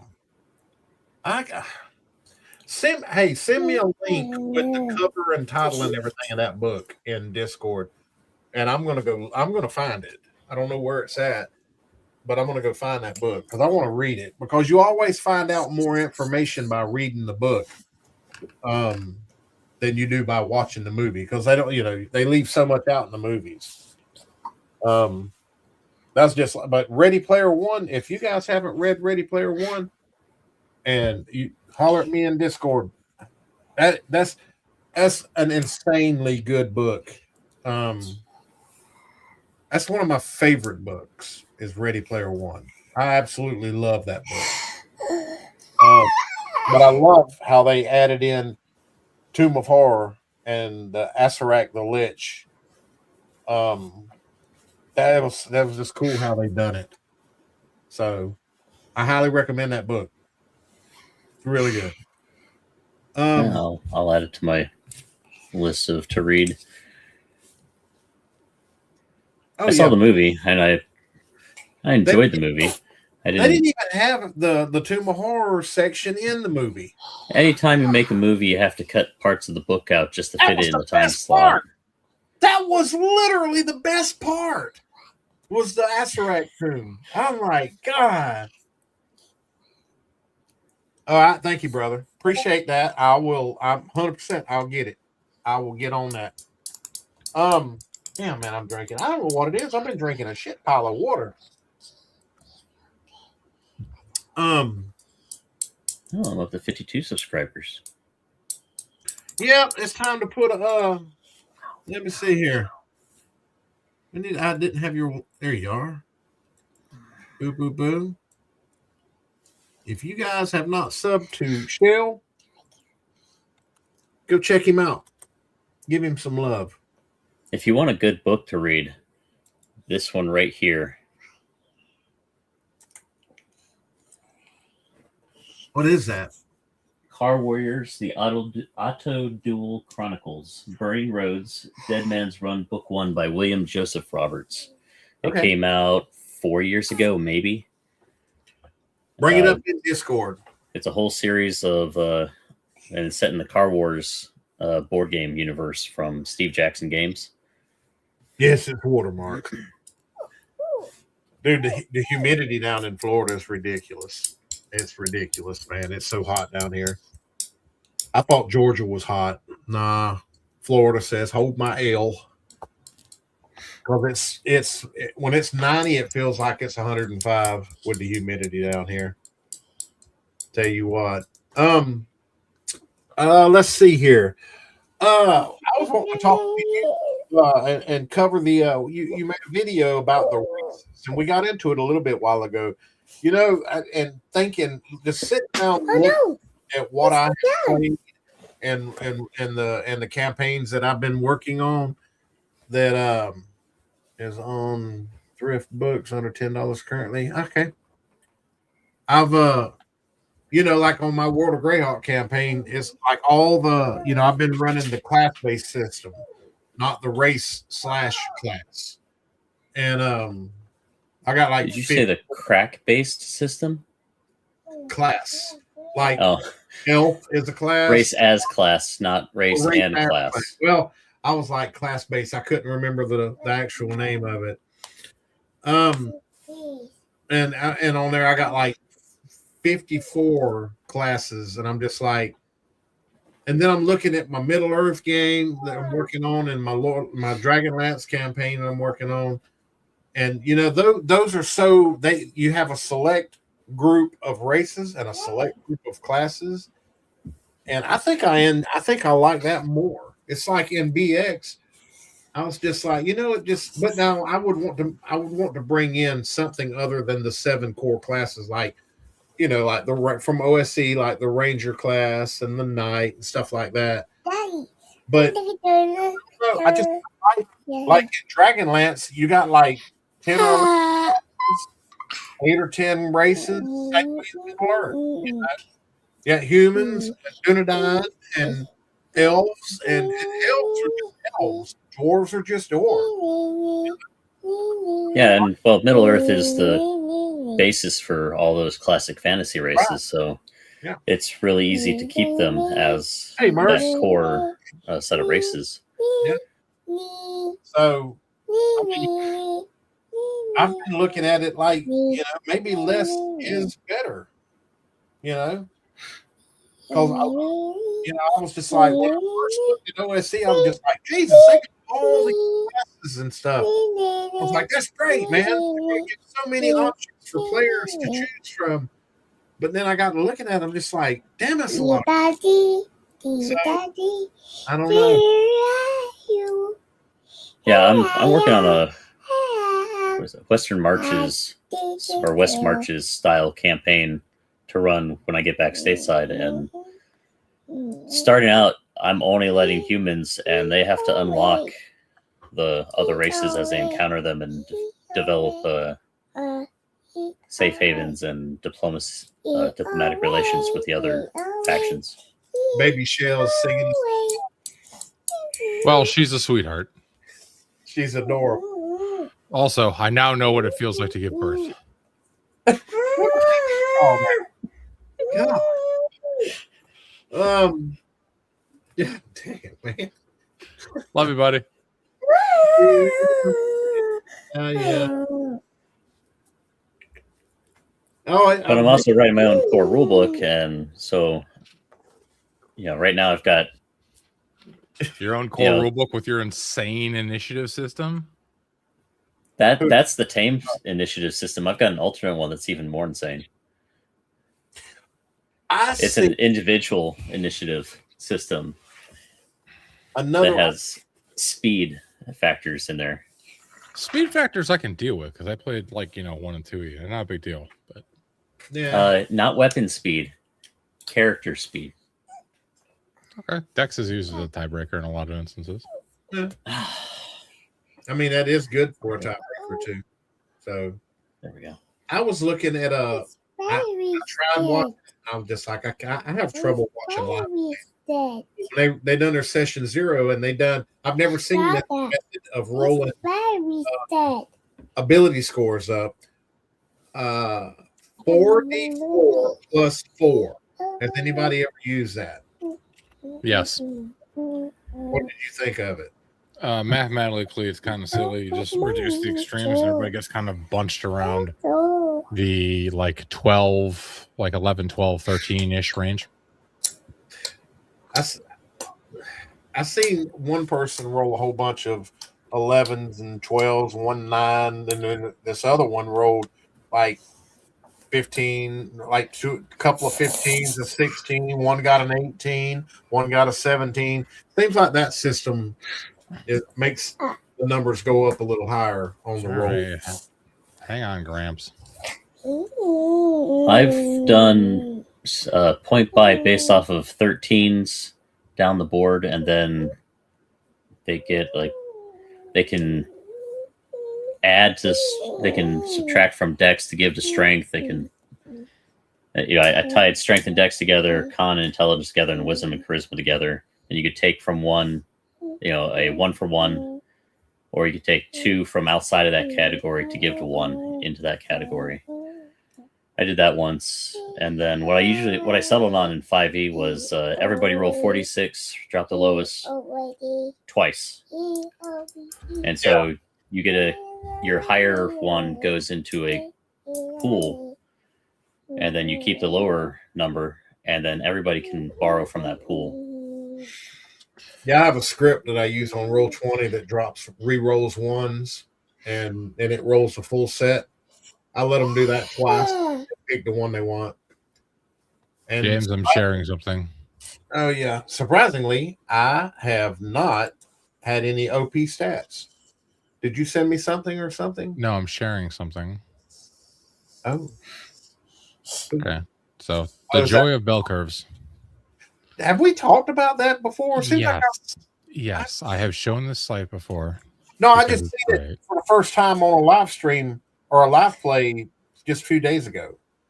I've 100% shared this on your stream before on one of the Saturday shows. Probably. I looked at it, I'm like, I don't remember that. So yep. So first one's 3d6, normal distribution, 44 plus 4, also normal distribution, but obviously in 44 plus 4, you can't get anything lower than an 8. You can get up to a 20, but you're going to get a lot in this 12 to 16 range. Yeah. Like a whole lot. That seemed to be the thing. 10, 20, 30, 40, 50, 60, like 73% are going to, of your rolls are going to wind up in that 12 to 16 range. Did I miss it? Oh, and God. 90% of them are going to wind up in the 11 to 17. So, I mean, it works. It's just what kind of game do you want to run? I missed this one. Yes, he absolutely will. I'm going to turn James into a true Hyperborean. His king. And he's going to have Chat GPT. He's going to have like code like Arnold's shredded body. Arnold I cannot even read. Will you let me read? Arnold doing the sword thing, and then you're just going to see. What this? Hello. Grandpa will have his face on King Conan's body. After one session of Hyperborea. Okay. I have the power. Now, did you what? I love that. That's it's gonna be this. It's gonna be the scene where Conan's training too, right after getting resurrected, and you're just gonna see James's goofy ass face on it. Why my face gotta be goofy? You have mirrors in Florida, right? Mine is too. I ain't an attractive man. Keep on. I ain't an attractive man. Dick turd. Oh, you done messed. I done called you a dick turd now. See? A dick turd. I use a 24D. What? Drop the low. Good God. What? Sure. I use 24D6, drop the lowest 6, then arrange the 3 highest, next 3, and so forth. You end up with a. So he rolls 24 6-sided dice all at once, finds the 6 lowest, throws them all out, but then he sorts them as a from highest to lowest and lowest. groups them by 3s. Right. Okay. So all your 6s are going to be grouped together, all your 5s, all your 4s, all your 3s. Yep. What? True grognards appreciate this? The way I do it, the way I was doing it was everybody has the same 5 stats, or has the same 5 numbers, and then they have one unique number, which helps them not hate on each other while they're playing. Not at all. He's a close friend. Why I gotta be Grumpy Paw? Y'all need to quit. Stop it. Grumpy Paw. This is what actual love looks like. Please don't get that name started. Grumpy Paw. Oh, Lord. Might be a Take thing. that off. You have to take that off. Shut up. We're putting up with me at that time. I was a big pain in the ass. Fearing that it would come full circle with my boys to do it to me. All the joys of being a parent. God, my favorite saying where my kids are concerned, thank God they're grown and out of the house. Don't know if I could go through that. What? Post. Oh, here we go. Oh, that's you. Look, man.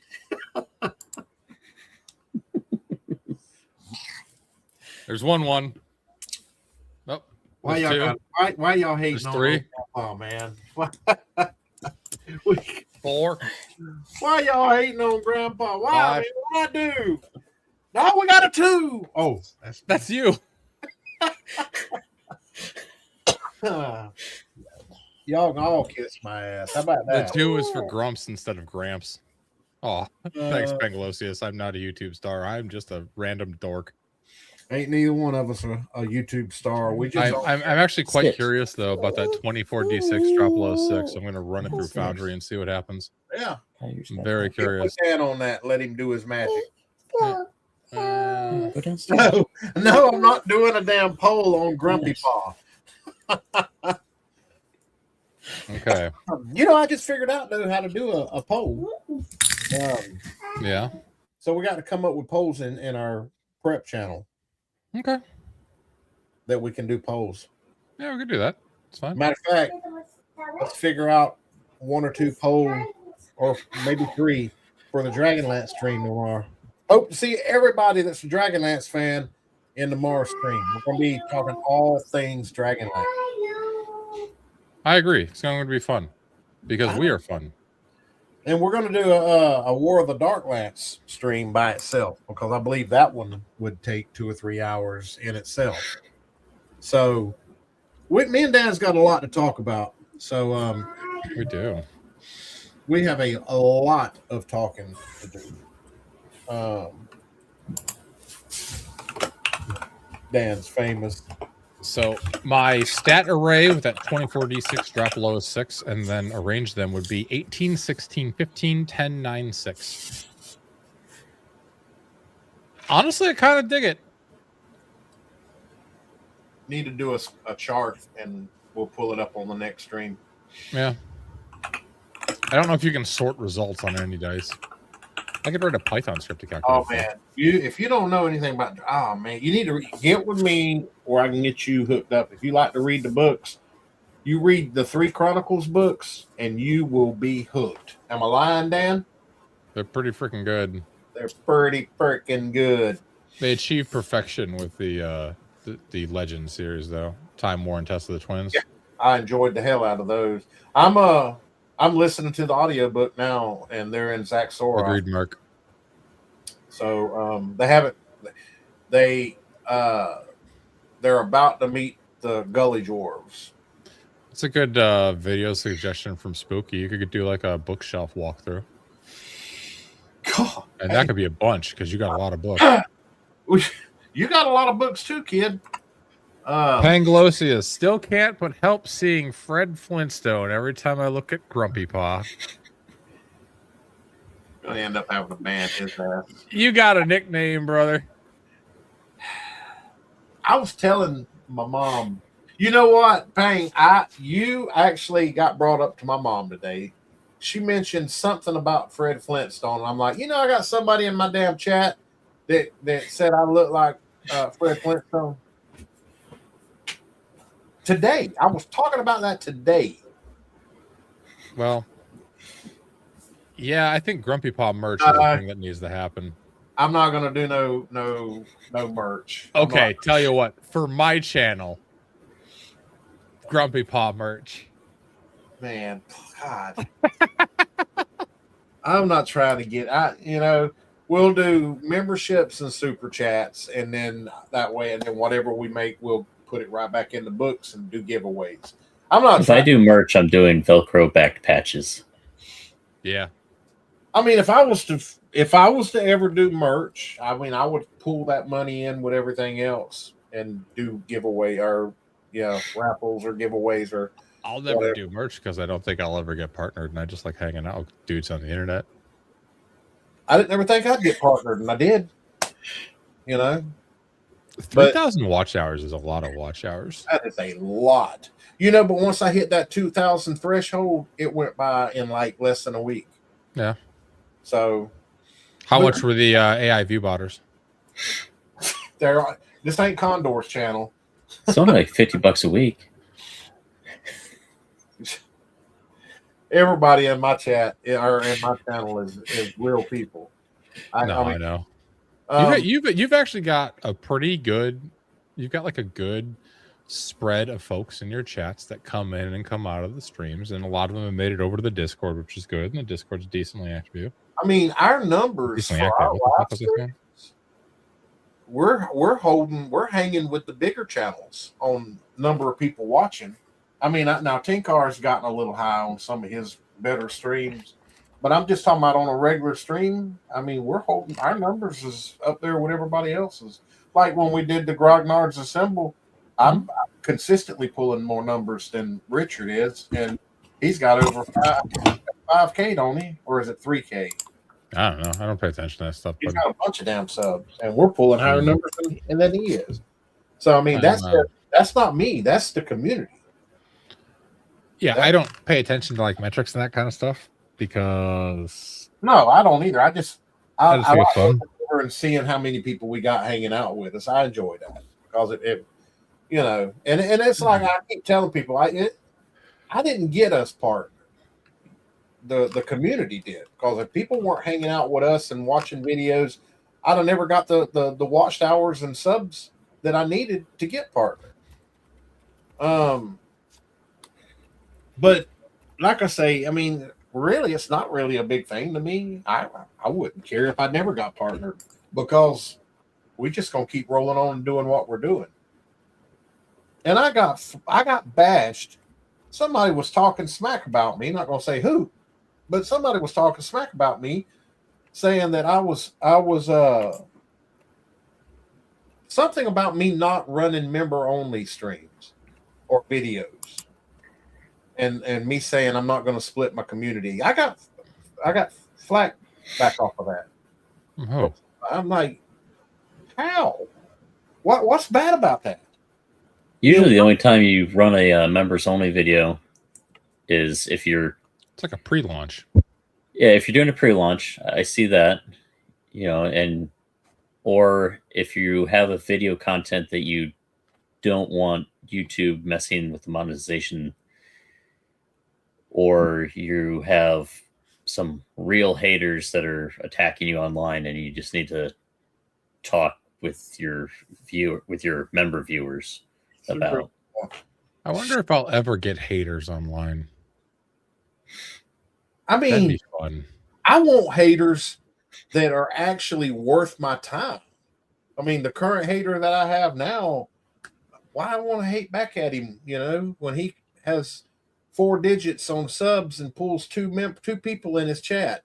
Why I want to, you know, it took my people. James, me, don't worry about it. And I'm James, just don't worry about what that one particular moron says. Besides, if you start like hitting back at him, you're going to get arrested for a hate crime because you're going to be beating up on a retard. Okay, don't do it. Well, I got to thinking don't about group the retards in with him. I don't want to give him content where he, you know, I'm not.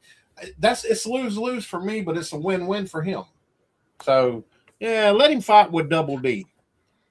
And Double D say he fit to come out with another Vultureverse. So they're not as good as they used to be. Thanks, Mark. Yeah, we love Dan here. Apparently he thinks I'm obnoxious though. That's fine. I can be brunt. Pangelosius likes me though. So let's do something here. How long? Where we at? Because I don't know where we at. Let's do the last stretch of this stream. I'm not even streaming this to mine, so. Huh?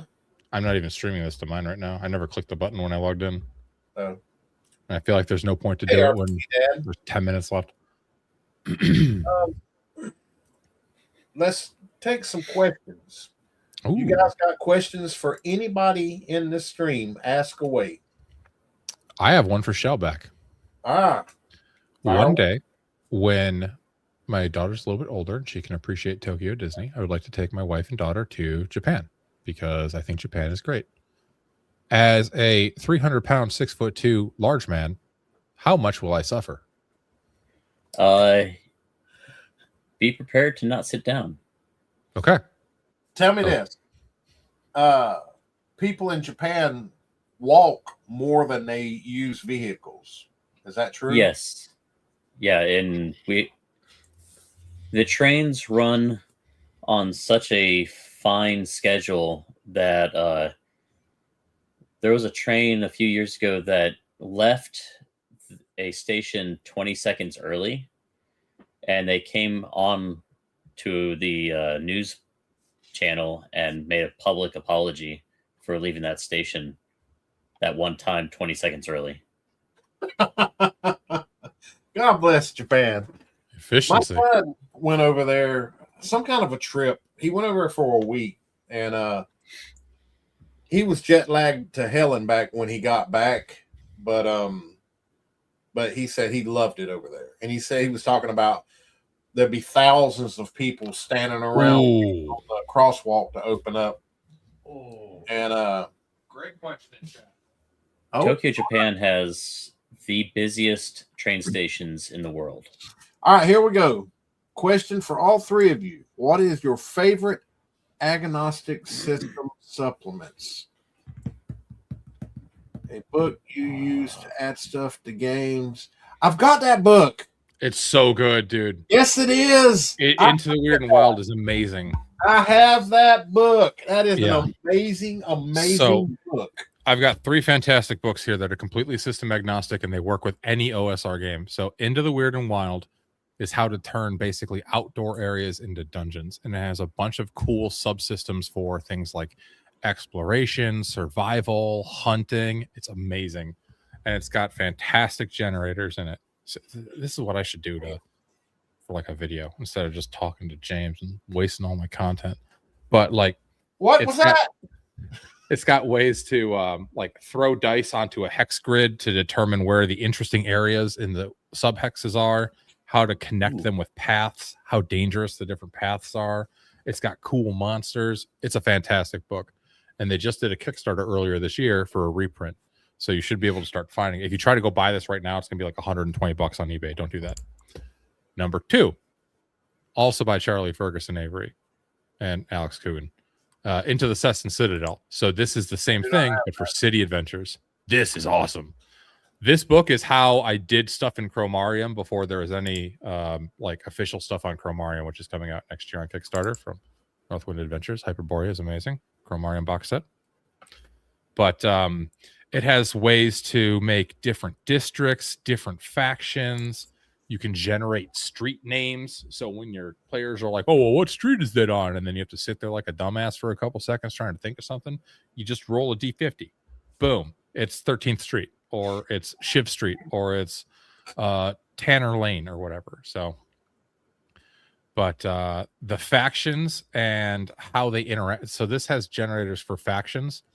It's the same thing. You throw dice on a map, and based on where the dice land, they're either those that rule if they land in the inner circle.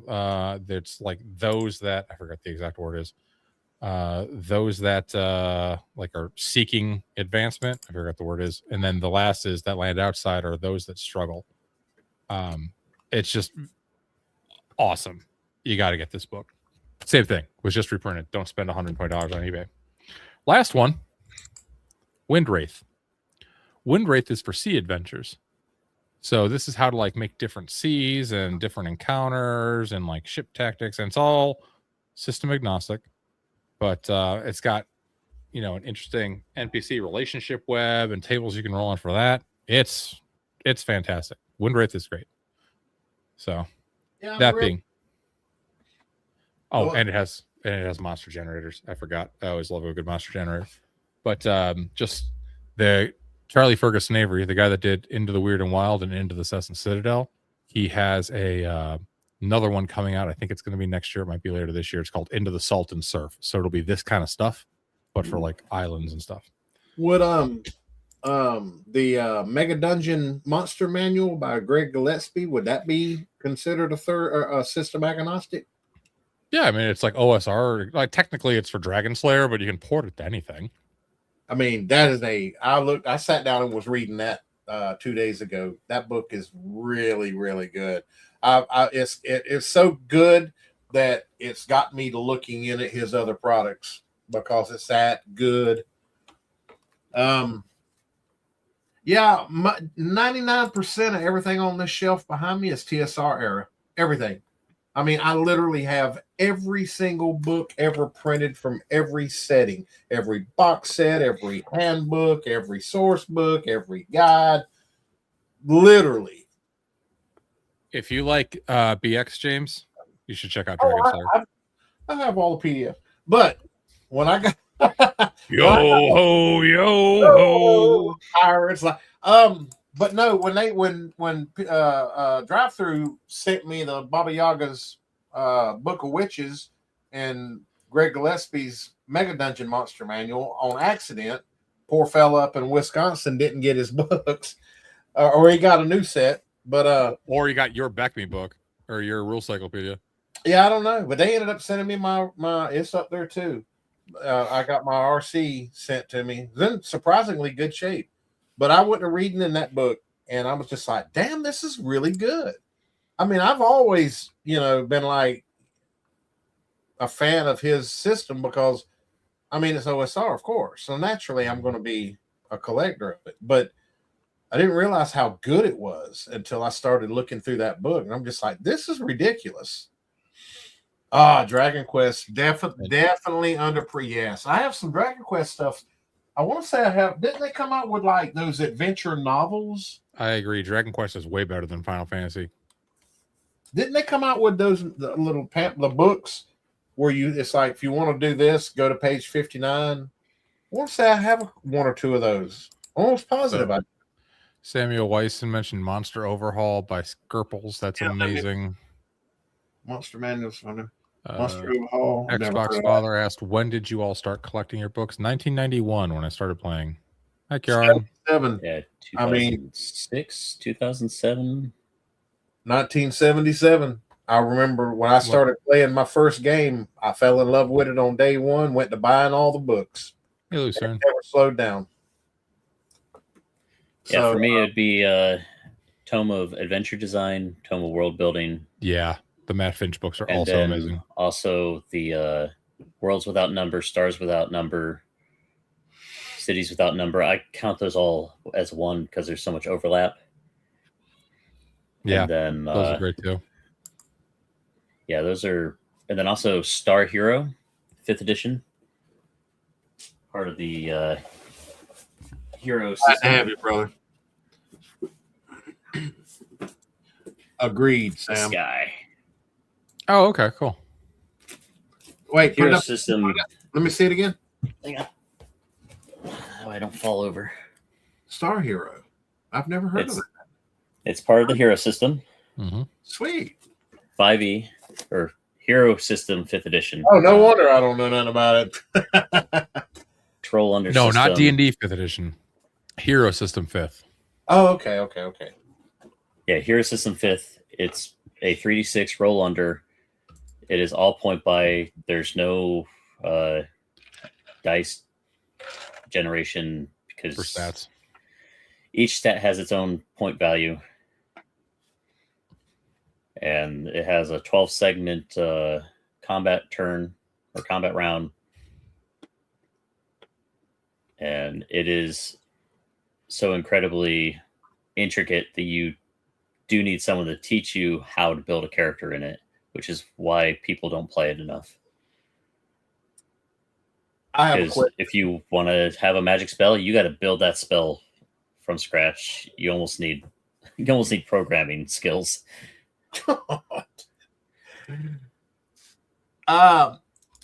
And I think we have asked this in a past Friday stream, but since we got Shell in here, I'm going to ask it again, and this is for all three of us. what system that you have never played would you like to learn? Did that make sense? Did I ask that correctly? What system that you've never played before, have zero experience in, what system would you like to learn that has you fascinated by, you know? Go, Dan. I don't know if fascinated is the right word, but I would like to play Traveler someday. That's I've old never school. played Traveler. Or honestly, actually, no, better answer. Boot Hill. I've never played Boot Hill. I freaking love cowboys. I'm gonna go shoot some people in Boot Hill.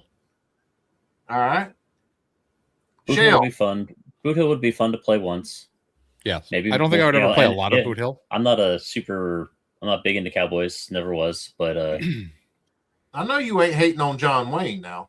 I'm not saying I dislike cowboys. I'm just saying that it wasn't my thing. I much preferred sci-fi stuff as a kid. But John Wayne. Traveler I've played once, so it doesn't count. Okay. And a system that you've never played. A system that I never played. I just had it in my head, and Sword World, or Swords World, which is the Japanese 2D6 answer to TSR's refusal to bring D&D over to Japan. Oh. Shut up, Dan. What? I see what you're doing. I know. I am just spreading the good word. Do you Jeff remember? Polanian. Do you remember my answer to this question? See if you got it. You don't remember? No, my answer might have changed since the last time too. I think it has. What was it last time? Do you remember? There's a lot of games I like to play.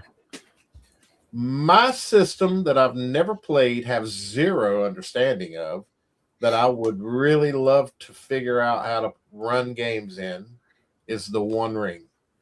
Oh yeah, that's right. Oh, I played One Ring. One Ring's fun. Yeah. Mm-hmm. Another one would be like even more than Swords World would be was it Legend of the Five Rings? Yep.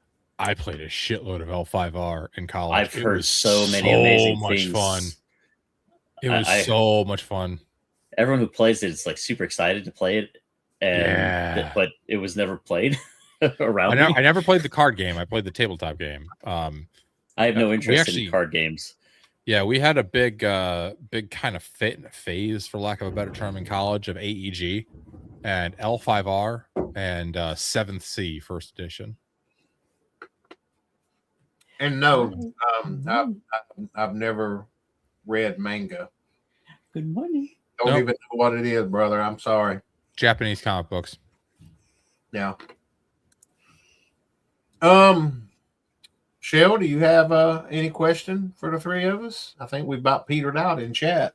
Yep. I'm gonna get going. There's baby number 3. Hi, baby number 3. You're very All cute. Right, baby number 3. Tell her to bring her here. Let's see her. Bring her. Tell her we want to see her. Hi, Shellback's lovely wife. Got a diaper change. Oh. Done like 6 today in the last 4 hours, bud. Well, we're thinking about trying the just let him run naked potty training method. Oh, I've heard that that's the way to do it. Yeah. But yeah, I don't know what's coming in the future as far as, you know. We'll chat. Call me. Call me. I've enjoyed chatting with you and Shell. This has been fun. Yeah, this has been a fun. We should have Shell back more. This is his first stream on his channel. Well, the first of many with you and me. Hey, on Fridays. I popped his cherry. His stream Shell, cherry. I'm sorry. All right. I was on cable TV at the age of like 15, 16 for a local youth group. So, yeah, I don't know. Now that my Greyhawk game fell apart, I don't know. Oh man, I can't. I don't know. You have a great Discord filled with people that would love to be in a game that you run, even if you're rusty, bud. I think I'm gonna pull away from World of Greyhawk for now. So don't do World of Greyhawk. I don't know why I keep looking back at my Middle Earth campaign. God, I think I want to run. If that's what you want to run, then run it. If you want to run that, then run it. But what I would do first is just pick a short module, just run like N1 against the Cult of the Reptile God, but just make it like just a one kind of little arc. Like those characters are done. Once it's done, that's it. You're not going to keep going in Greyhawk, but that's just to knock the rust off. Yeah, I mean, if I was to, I don't know. I think the Xenopus, Ruined Tower of Xenopus would be fun. Xenopus. Yeah, if you want to drop it into Middle Earth, drop it in Middle Earth, and technically, I could put that in. That way, the first taste is free, and the second taste they have to play the campaign. Right. You give them the good stuff, like a drug dealer, and then when they come back for more and they're already hooked, you give them the crappy stuff. Wait, I'm kidding. Well, the only reason I'm shying away from Dragonlance is because the only way to really enjoy it to its full, to its fullest extent is when you have Dragonlance fans in the group. If you bring in brand new players to Dragonlance and they don't know the history, and you just don't get the same thing out of it. And goes gatekeeping Dragonlance. Let me see something. That sounds like another sign there. I'm still big. I'm big Dragonlance fan. That might be Dragonlance might be my favorite setting of all time. I know it ain't Dan's absolute favorite, but it might be in his top 2. You think? Oh, in terms of TSR settings, Dragonlance is definitely number 2. Dark Sun's 1. No. In terms of settings overall, my top 5 are some combination of My World, Hyperborea, Dragonlance, and Dark Sun. No. I don't know what the 5th would be. I left my answer on your post in YouTube, and I don't remember what I said. Make sure this is I think I put Greyhawk up there for TSR WotC settings. And then... oh, yeah. Here you go, Shell. I'm finna send you a link. All right, Graham. I'm going to go jump over to Jeff's stream to make sure he's not saying dumb shit on my channel, because it is streaming to my channel right now. Okay. So. Yeah, we're finishing. Shell, it was delightful, brother. Yeah. We should do this again. Most definitely. Good to me. I won't be around next week because 4th of July weekend, I'm going on vacation. But after that, we'll figure it out, James. I'm on vacation for one more week. One next weekend? Yeah, I won't be here next weekend. Oh. It's 4th of July weekend. I might take next weekend off from streaming. You should. Spend some time with your mother, drink some beers, shoot off some fireworks, and you're in Florida. Go ogle some big booty Latinas. And on that note, I'm out. Peace. That boy ain't right in the head. Yeah, it's been a fun one. I've been wanting to get Shell on here for a hot minute. So thank you, brother. I'm glad you was able to work your hours to where you could get in here and hang out. And this has been a good stream. It's been a lot of fun. I like a stream that you don't run out of stuff to talk about. And me and Dan's got chemistry like that. We don't never run out of stuff to talk about. And it was the same way tonight with you. We just kept it going. So yeah, Dan always has just enough that inspires more discussion. He's got that damn sign. You should go play Hyperborea at Knucklehead. I know it does, Mark. Yeah, I know, brother. I'm retired, so I'm finally getting to live life. Sunday, I've got I'm having my whole house reinsulated and ductwork redone. It's gonna all be brand new. Spent about $5,000. Ooh, I hate that. But if you guys have not went over to Shell's YouTube channel, we'll post the link one more time. Go over there and show him some love. Give him a sub. Like his videos. He's got some really good videos. I've watched every one of them. So I sat down one day on the big screen in the living room while I was in there washing dishes and cooking, and had his stream up, or had his videos up playing. So he's got some good videos. So James of the OSR went ahead and did that a couple of days ago, and then made a response video to my races video. Who did? James of the OSR. Okay. We'll get you back up here with us. And I don't have anything else. I have run out of stuff to talk about. Shell, it's been a pleasure. Guys, I appreciate everybody. Appreciate the memberships. Thank you very much. Appreciate the super chats. Thank you very much. All goes back to y'all. As soon as YouTube pays me, I'll be ordering books. So hopefully you order a pair of gym shorts. If I'm recording, I'm in boxers. That I wear gym shorts around the house because they're just as comfortable as only boxers, but it's that layer of modesty. No, I'm by myself, and all day long, if I'm inside, I'm wearing a pair of boxers, and that's it. I am a sight. I have to protect myself from the kids. I'm a sight to see. But I have, like, right by the front door of a table where I have my pair of shorts and a T-shirt. If somebody comes ringing the doorbell, I can be like, shit on. Oh, hey! So, but yeah, guys, we appreciate it, man. It's been a fun stream. And I'm sorry we threw in a little bit of 5e, but I had to cover it. And actually, I'm kind of glad we did the 5e because Sam gave me that link to the first edition cards for Monster Cards that I didn't know about that, or I either didn't know about it or I don't remember it. I mean, that was before my time, so I had no reason to know about it. But I know fourth edition had stuff like that. Yeah, I didn't. I mean, I don't know if back then I just like, I don't want them damn cards, or I just didn't know about them because they only had one print run from what I've seen.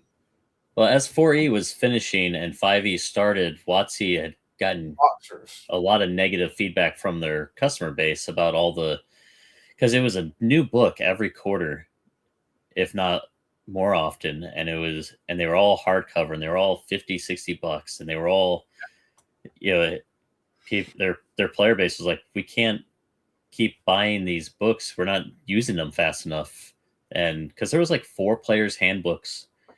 Yep. And they were themed. It was really cool, but it was very expensive. I know. I remember back first edition, which it slowed down on 5th edition when it first came out. And it was like, okay, here's the player's handbook, here's the DMG, here's the monster manual, and then every year you got a new book. Now, first edition, they were just releasing adventure modules left and right. I mean, seems like every Friday when we got our shipment in at the store. We were just getting new adventures, and I'm just spending money. I mean, this is but it was also like $1 or $2, right? Maybe $5-$10. Yeah, it weren't much. I know the hardbacks were $20, like DMG players and all that. Those were $20. I think the second edition books went up a little bit to like 23 or so. I'll have to look. Hold on, I'll find out. Oh, give me a see. Hold on before we go.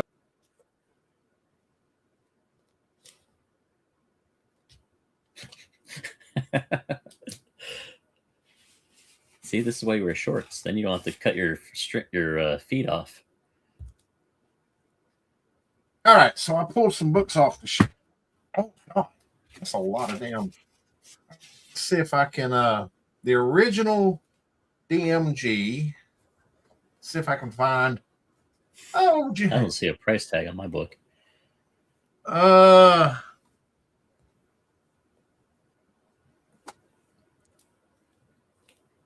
want to say they put them in these books, but I don't. Yeah, I know they did.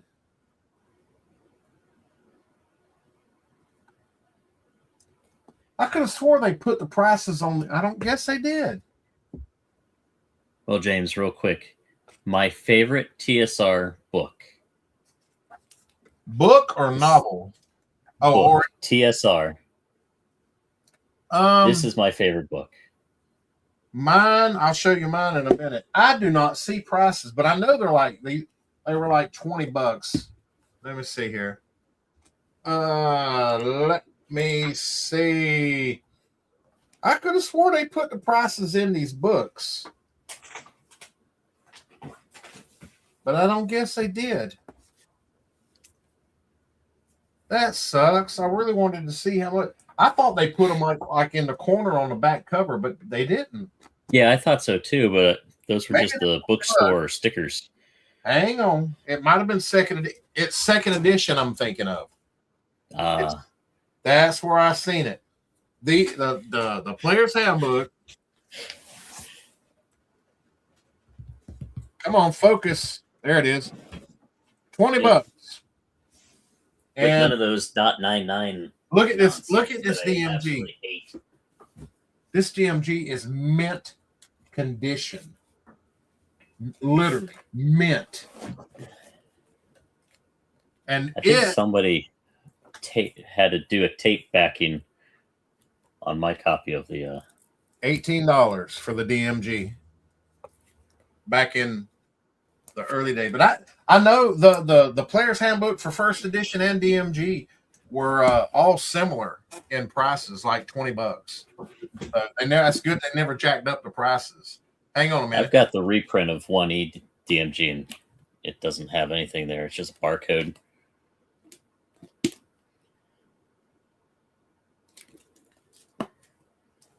But it doesn't have any.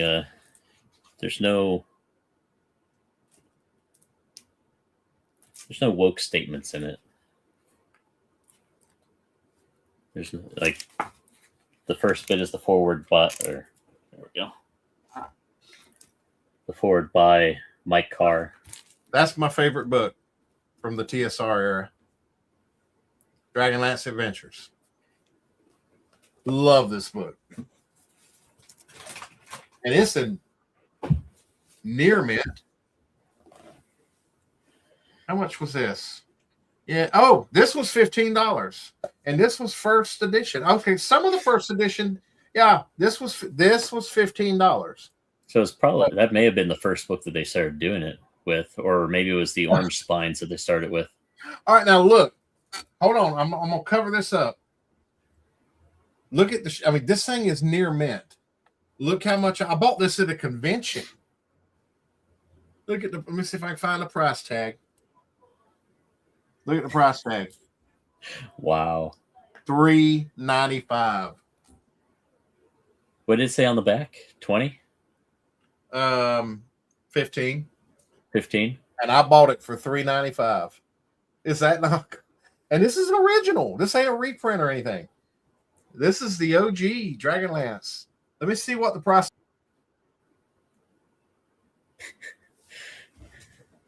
You know, you cut your mic off every time you cut your video off when you do that.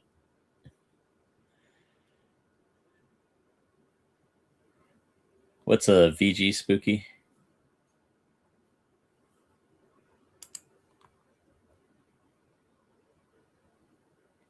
Yeah, when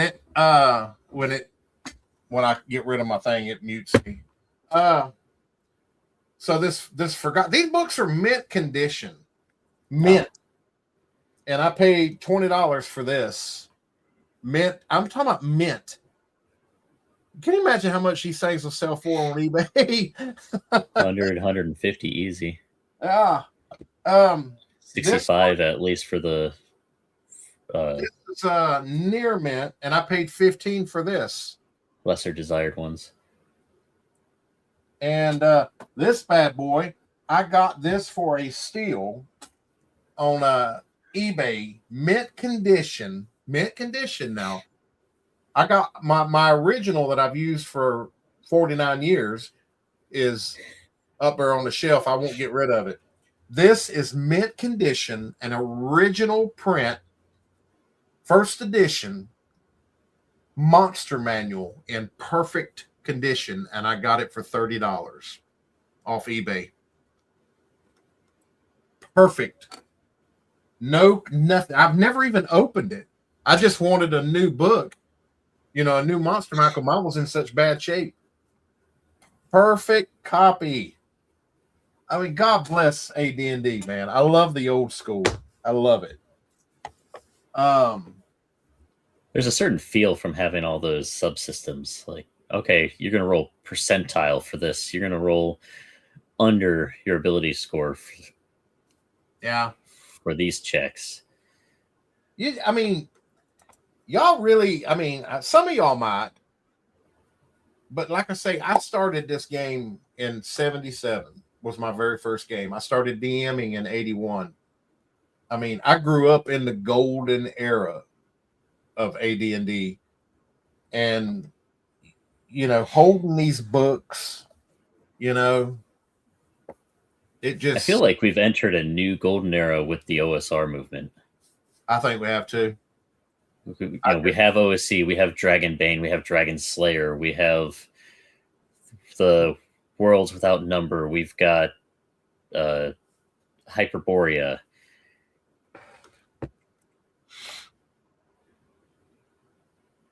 Somebody's talking about you, Spooky. Yeah, I want to. We were talking about me buying his stuff off him, and because he was talking about maybe getting rid of it. Yeah, I want to add them to my collection, but I don't know if I have the money for it right now. We're looking at moving houses so that the kids are walking distance to school instead of having to take a bus, and so need a couple grand to move. And on top of that, I just bought a truck stateside, so I've got that got a Ford Bronco waiting on us. That felt good. I need to pull them books. I just don't want to. I don't want to like them that's in mint condition. I don't want to open them. Don't. If anything, you should put them in plastic for further safekeeping. They ain't going. I mean, like I say, I'm not fitting to mess with them. They're just going to sit up there. But I see that over your shoulder there at the end, on the end case. You've got a whole bunch that are in plastic. The majority of my books are in plastic. Not my dragons or my modules. Most of my modules, my handbooks, my kits, and stuff like that are sleeved up. I didn't do my dragon magazine, but like I say, I don't really pull them off the shelf. Yeah, it's not too big of a deal when you're by yourself, but if you ever have guests over, if you don't want them opening them, put them in a plastic and put them in the plastic sleeve. When company comes with a little safety sticker, that way they have to intentionally break a seal in order to get to it. This room gets secured when company comes over. I just shut the door. Nobody's allowed in here. This is my man cave. I'm serious. I don't let people come in here. I'm just imagining you replacing that door sometime in the next year with a vault door. Yeah, I'm telling you. You got to spin the knob. I do not allow people in my man cave. I mean, which all I've got in here is, 1 million books on bookshelves. And then I got a really nice computer set up. And that's all that's in this room. This is my getaway room, so, and yeah, like I say, I didn't, I've never been rich in my life. That was just, them books back here were just bought over 49 years, Yeah. I've spent the last, but I didn't get rid of 20 years with this, building this collection. Bookshelves are gold mines. 100%. I'm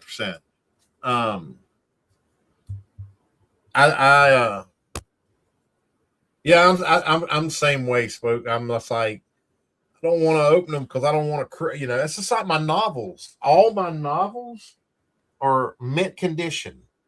I just wouldn't open them. I wouldn't read them. I'd get the digital books.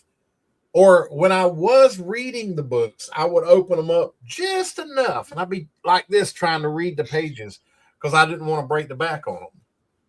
So, see, I I used to be able to read digitally, and I don't know. I just can't do it anymore.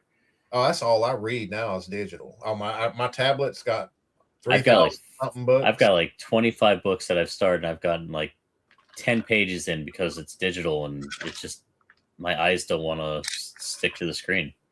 But if I put a physical book in my hand, I can sit there for hours. Yeah, I just can't. I can't. Yeah, I can't. And maybe if I had like a Kindle reader or something, but that's just another piece of electronic that I'd have to buy. I mean, they got I use I forget the name of it. It's an EPUB reader for digital books, and it reads PDFs too. So, I've got stuff on my tablet that I'm listening to the audiobooks for Dragonlance now. So I'm on book 1. My kids took over my tablet. Yeah, I want to get one of the 12-inch ones. So, with a higher resolution. The one I got's like 6 or 7 years old. So, and it works fine, but I want a nicer tablet. It's got a higher res in it. So I used to have a Nook, and that thing was great. Yeah, I don't want people messing with my stuff either, Spooky. I can't. Somebody's like, "Oh man, you got the." I'm like, "Hold up, I'll get it." And I'll reach up, and be like, "There, no, you can't touch it. Go away." And You gotta get a set of those white cloth gloves that the museum curators use. Oh, let's see what it is. God, we've done. I mean, what do you like so much about? Tune in tomorrow night, and you'll find out everything you want to know about me and Dragonlance. We're doing a Dragonlance stream tomorrow night. Me and Dan, all things Dragonlance. We're gonna dig into it hard tomorrow. If you want to know my thoughts and opinions on Dragonlance and why I love that setting so much, I mean, just reading the stories. I mean, it evokes emotions in me. Like in these books where a major character passes or dies. I mean, it brought out the feels. These books are so personal to me. I mean, all of them, like mainly the first 6. And the reason that I'm listening to the audiobooks of Chronicles and Legends is because I've got the audiobooks for the Lost Chronicles trilogy. That's 3 books, and I have yet to read those yet. I had them, but then I ended up forgetting about them over time. And then I got to look, and I was like, "Oh man, I've never even read And I started reading the Lost Chronicles, but I stopped because I said I'm gonna go back and reread the first 6 books and do it in order. So yeah, Dragonlance just brings out the feels with me. Such a massive. I mean, Dragonlance is my Middle Earth of Dungeons and Dragons, hands down.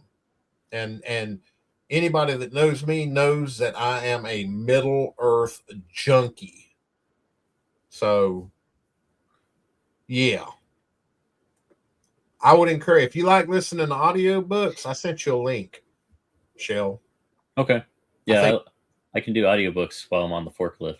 I've got all 9. I mean, if you enjoy the first 3, let me know, and I'll hook you up. Don't mind sharing. And those will play on, I use Spotify to play mine, because Spotify will save your progress. Okay. If you stop it, so use Spotify. Trust me, it'll save. As long as I can download the file to my phone, because there's no Wi-Fi and very, very spotty reception in the warehouse. Well, I mean, when you get around to it. But yeah, use Spotify to play the audiobooks, because it'll save your progress. It's the only thing I use Spotify for, is where I can save my progress. So, all right. So look here, guys. We've been on here long enough. We said 2 hours, and we're on 2.5 now. So fantastic stream, a lot of fun. Tune in tomorrow night, and Dragonlance, all things Dragonlance. We're going to get into it hard. So, you got any parting words before we shut this rascal down? Y'all No. Shellback Beau on YouTube. Let me do Have it a good one. again. Enjoy your weekend, everybody. Let me give you one more time. Bam! Y'all go check him out. All right, Shell. Thank you, brother. I appreciate it. Yeah, this was great. Had a great time. We'll do it again. I really enjoyed this. We'll do it again, brother. We'll do it again. So we'll be in contact. Check out those and let me know what you think. And Okay. Folks, that's it for us tonight. I'm out of here. Thank y'all, guys. Appreciate all the love and support y'all gave tonight. And I'm sure we'll have Shell back on again. And we'll see you guys tomorrow night. Hope everybody has a great day. Thanks for watching.